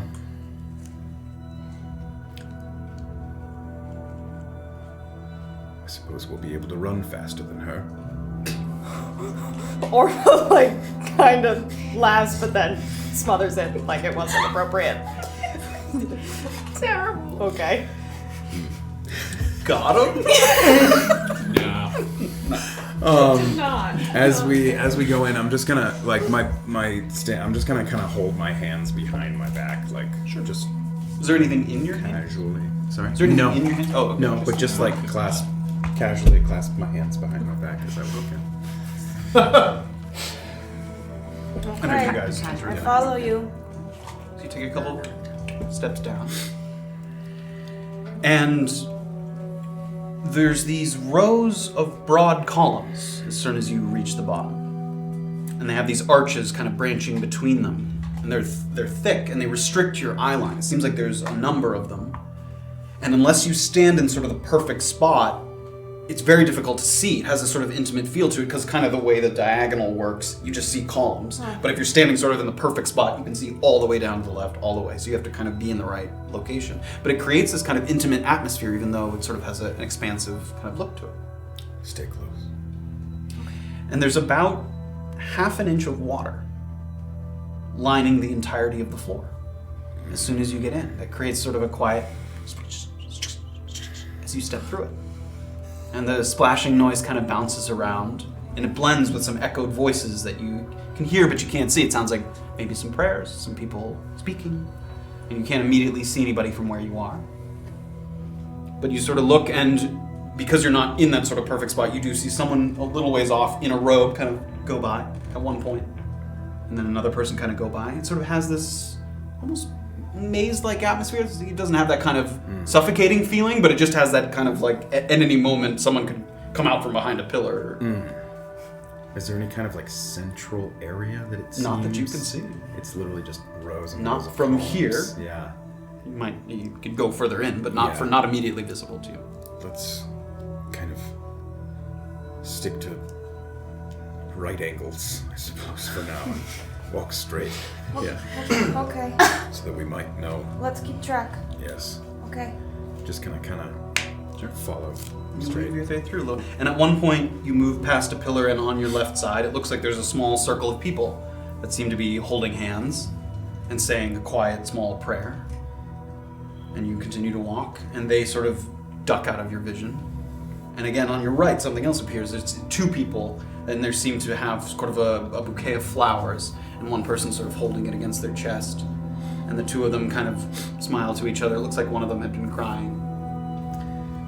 There's no like statues. It's all just columns so far. Columns and water. Oh man, cool. Is there? Do I have any kind of like pocket or anything, like just like an exterior, not on my robe, but like pants or? I'm not totally sure. I don't think so. Okay. I'm mainly asking because I want Orba to be palming her crystal, but I obviously don't want it to be. There's a pocket in your cloak. Okay, yeah. So I'm just gonna like have my hands in my pocket. Sure. Left hand's got the crystal. Sure. We don't see any wheelchaired Goliaths at the moment. Not yet, but there's. I mean, let me ask you this: how far in are you going? How far are you trying to look through this place? I mean, you saw it from the exterior. It's not huge. It's decent size, but. Yeah, maybe just kind of follow it to, if it seems like it goes towards the back or the center. Sure. Yeah. You continue to walk. And at one point, you get to finally a point where it seems like you can look quite far in a number of directions. You sort of reach sort of a almost central point where a number of the columns line up and you can finally look down. And down one alley all the way to the left, it looks like there's sort of a display of candles. It looks like some kind of sigil or something that has a number of candles that are lit that have this sort of dull glow to it. And then you turn to your right, and it seems like there's a curved ramp that's heading up and to the right a little bit that comes sort of up out of the water a little bit. Go that way. Are you following Graven? Yeah. Stay close. I'll motion to her or tap her. Yeah. Yeah, This way. she'll keep a pace behind him, but yeah.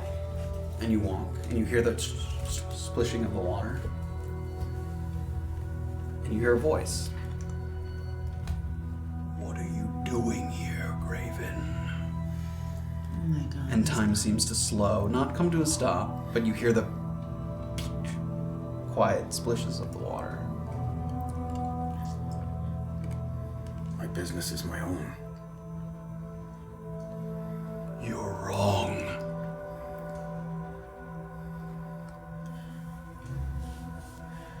Why would you keep me from her? It's not her.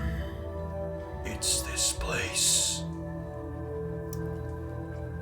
And you can see Graven kind of muttering to himself ahead of you. Who is she? Get out.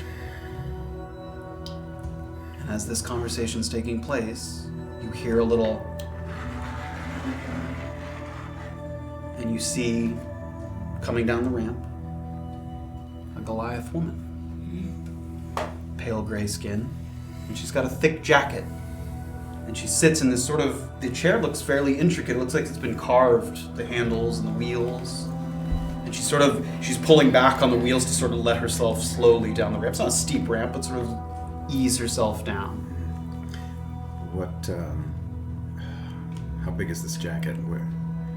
How big is the jacket she's wearing? Does it cover her arms completely? Yeah, it's a long sleeve jacket, and it comes like kind of up to her neck.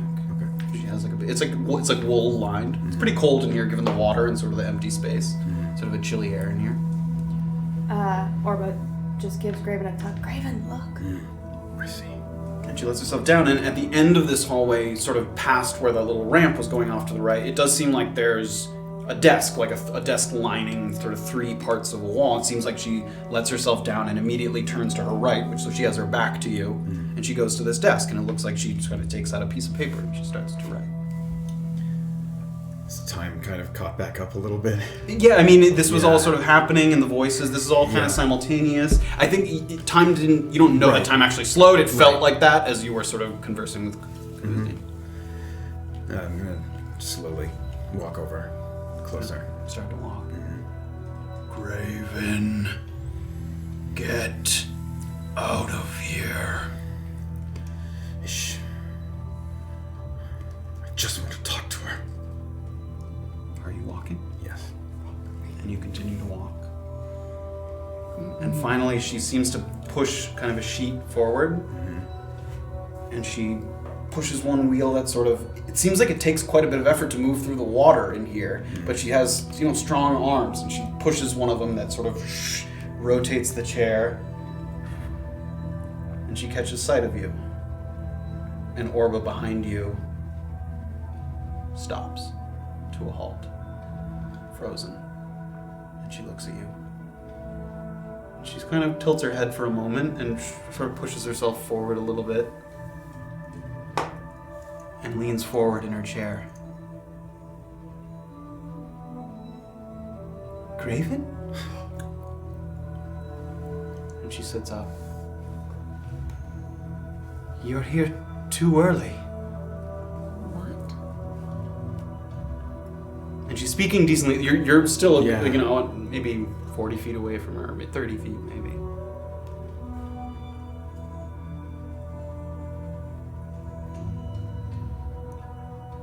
I have something for you.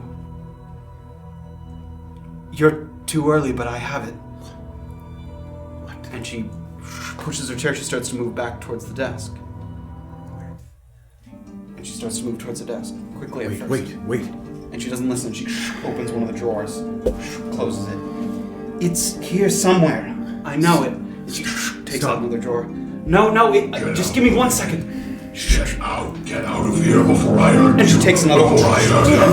Stop, please. Out of here, And wait, and finally she pulls herself up and she sits up on the desk. And she's sort of reaching up at the top once, and she pulls one out. And coming out of the water, these chains come out, make a strength saving throw, and wrap themselves around you. No. 15, and the chain wraps around, and you pull, and it breaks, and it falls into the water, where immediately, Listen to me. it starts to steam. Come back. Wait! And she pulls another thing. What is your name? And she pulls it out, and she starts to look through one of the drawers that she's pulled out, and another chain comes out. Make another strength saving throw. 12. And you sort of pull, and it kind of pulls you down for a second, and then you pull it, and I've got it! And she gets back down into her chair, and she puts it in her mouth, and she starts to move towards you, and she's pushing the chair towards. And she's pushing it, and she takes it out, and she's now within 15 feet of you, and she holds it out, and you reach forward, and 2 chains reach out, make another strength saving throw.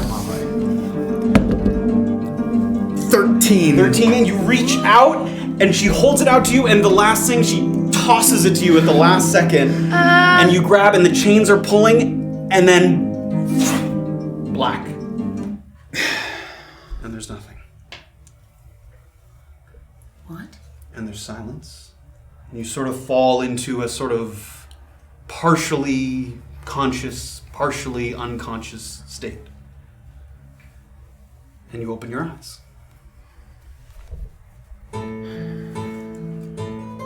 you're back at the Lakeside Inn. In your bed. And you get up. And you look at yourself, and there's no new wounds or scars, but you feel beaten down. You're at 1 hit point. And you rise, sort of sitting up and holding your head. And then you realize there's something in your hand. And you open it up. And there's 2 sort of crystalline pieces, sort of smooth on one side and jagged on the other. And you hold them up, and it looks like the jagged edges match. And that if you put them together, it would make kind of like an egg shape. And in each of them, there's kind of a swirling black liquid. And it was in this cloth. That's looked to be the same one that she had. And you have these 2 pieces. Put that away for now. Put it in my bag. Okay. Nobody's in the room. I don't know what time it is. Is it light outside? It's still light outside. Go to check the other room that the girls were in. No response. You don't have the key to it. I'm not back yet, right? Downstairs to Preston. Prescott. Prescott, is he there? Yep. Yeah. Prescott. Oh, hello. Did you see me come in? Did you see me come in earlier? He sort of looks around confused. What time is it? It's probably 4 o'clock. Have you seen any of my companions? The half-elves, the halfling, the tiefling, any of them recently? I'm sorry, I'm very confused. You came in here just a moment ago. How long ago? I don't know, 10 minutes? Did I say anything to you? No, you just walked right up into your room, as far as I know. You know who I mean, my companions, yes? Yes, just... Okay, if any of them come here, if you see any of them, tell them that I've gone... Where am I going to go? That I tried for them at the cemetery. All right, Alright, and I leave. And the door closes behind I still have all my clothes, I have my armor, If you all kept, my you had it weapons. in your room, yeah, so if you took it with you, Yeah, assuming you yeah. took it with you. Kind of hurry my way to the cemetery. Right. And we'll go back for a second to the temple, Yeah, 'cause she's still in there. where Orba was walking for a moment, and for a second it felt like the water was getting hot at your feet. Sort of almost like it was starting to boil, and you see the steam rising, and you look down for a second, and when you look back up, they're both gone. Both? Yeah. What do you mean? Both the Goliaths are gone. And you look around, and you're sort of alone in this spot, and you see the columns kind of reaching out in all directions. And the water continues to get hotter for a second, and then it sort of settles. Okay. Orba runs over to like where Graven was standing, and she like feels through the water. Yeah. The water feels warm, but you don't find anything about it. And no, like his necklace, nothing's there in the water. Okay. I run to the desk that she was at. Sure. That's still there? Yep. I just like start rifling through the desk. Make an investigation check.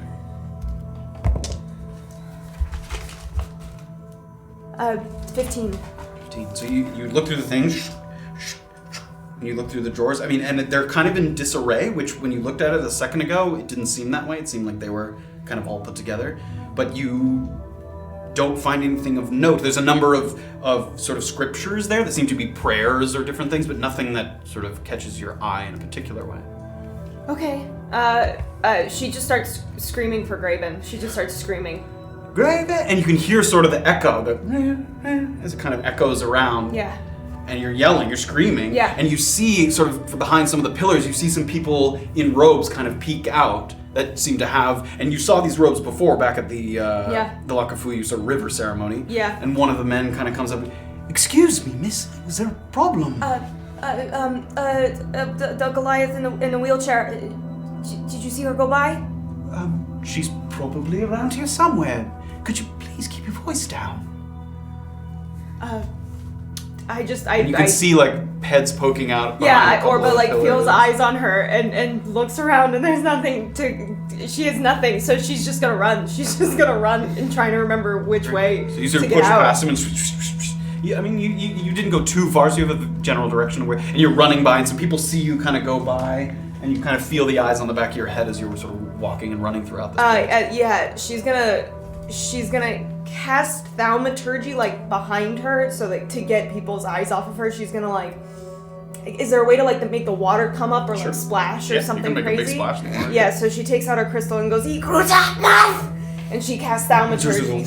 And the water kind of, and it splashes up against the pillars. So you can see one of the people that had peeked out from behind a pillar kind of gets soaked by the water as it splashes up. And he sort of looks around, and they all kind of, no one's following you. Yeah, okay, yeah, I'm You get back to running. the entrance, and you sort of get out to the outside. And I look, nothing, no Graven, nothing. Okay, Orba knows that Erland is nearby, so she starts running to... Do I know where Valkov lives? Yeah, Melody told both of you. Right, okay, I'm gonna start like running in that direction just because I don't know where to go. So she's gonna run towards Valkov's house. Okay. And you run in that direction. And she sort of the footsteps in the street. And as you're running, you look to your right, and there seems to be a house that's like smoking to your right, that's kind of billowing in smoke, and you see a large crowd kind of around it.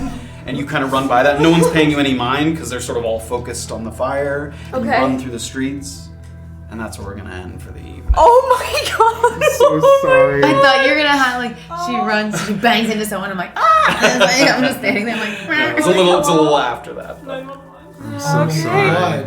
Oh my god! Your That's god what is we're a gonna really end for the scary evening. god. Your god's What? an asshole, dude.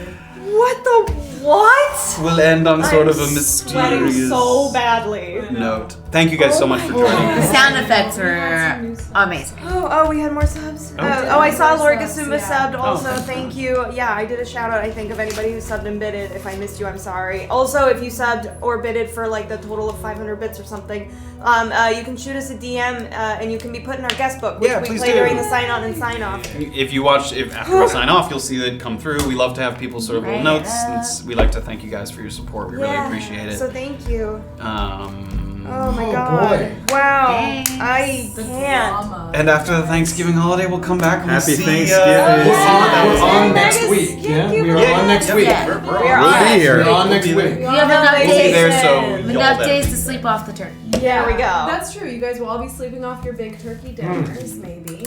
Little nap, little D&D. Oh, What a combo. All Thank right. you guys so much for joining us. Okay. Happy We'll be here Thanksgiving. next Goodbye. Sunday. Happy Thanksgiving. Bye. Oh my god.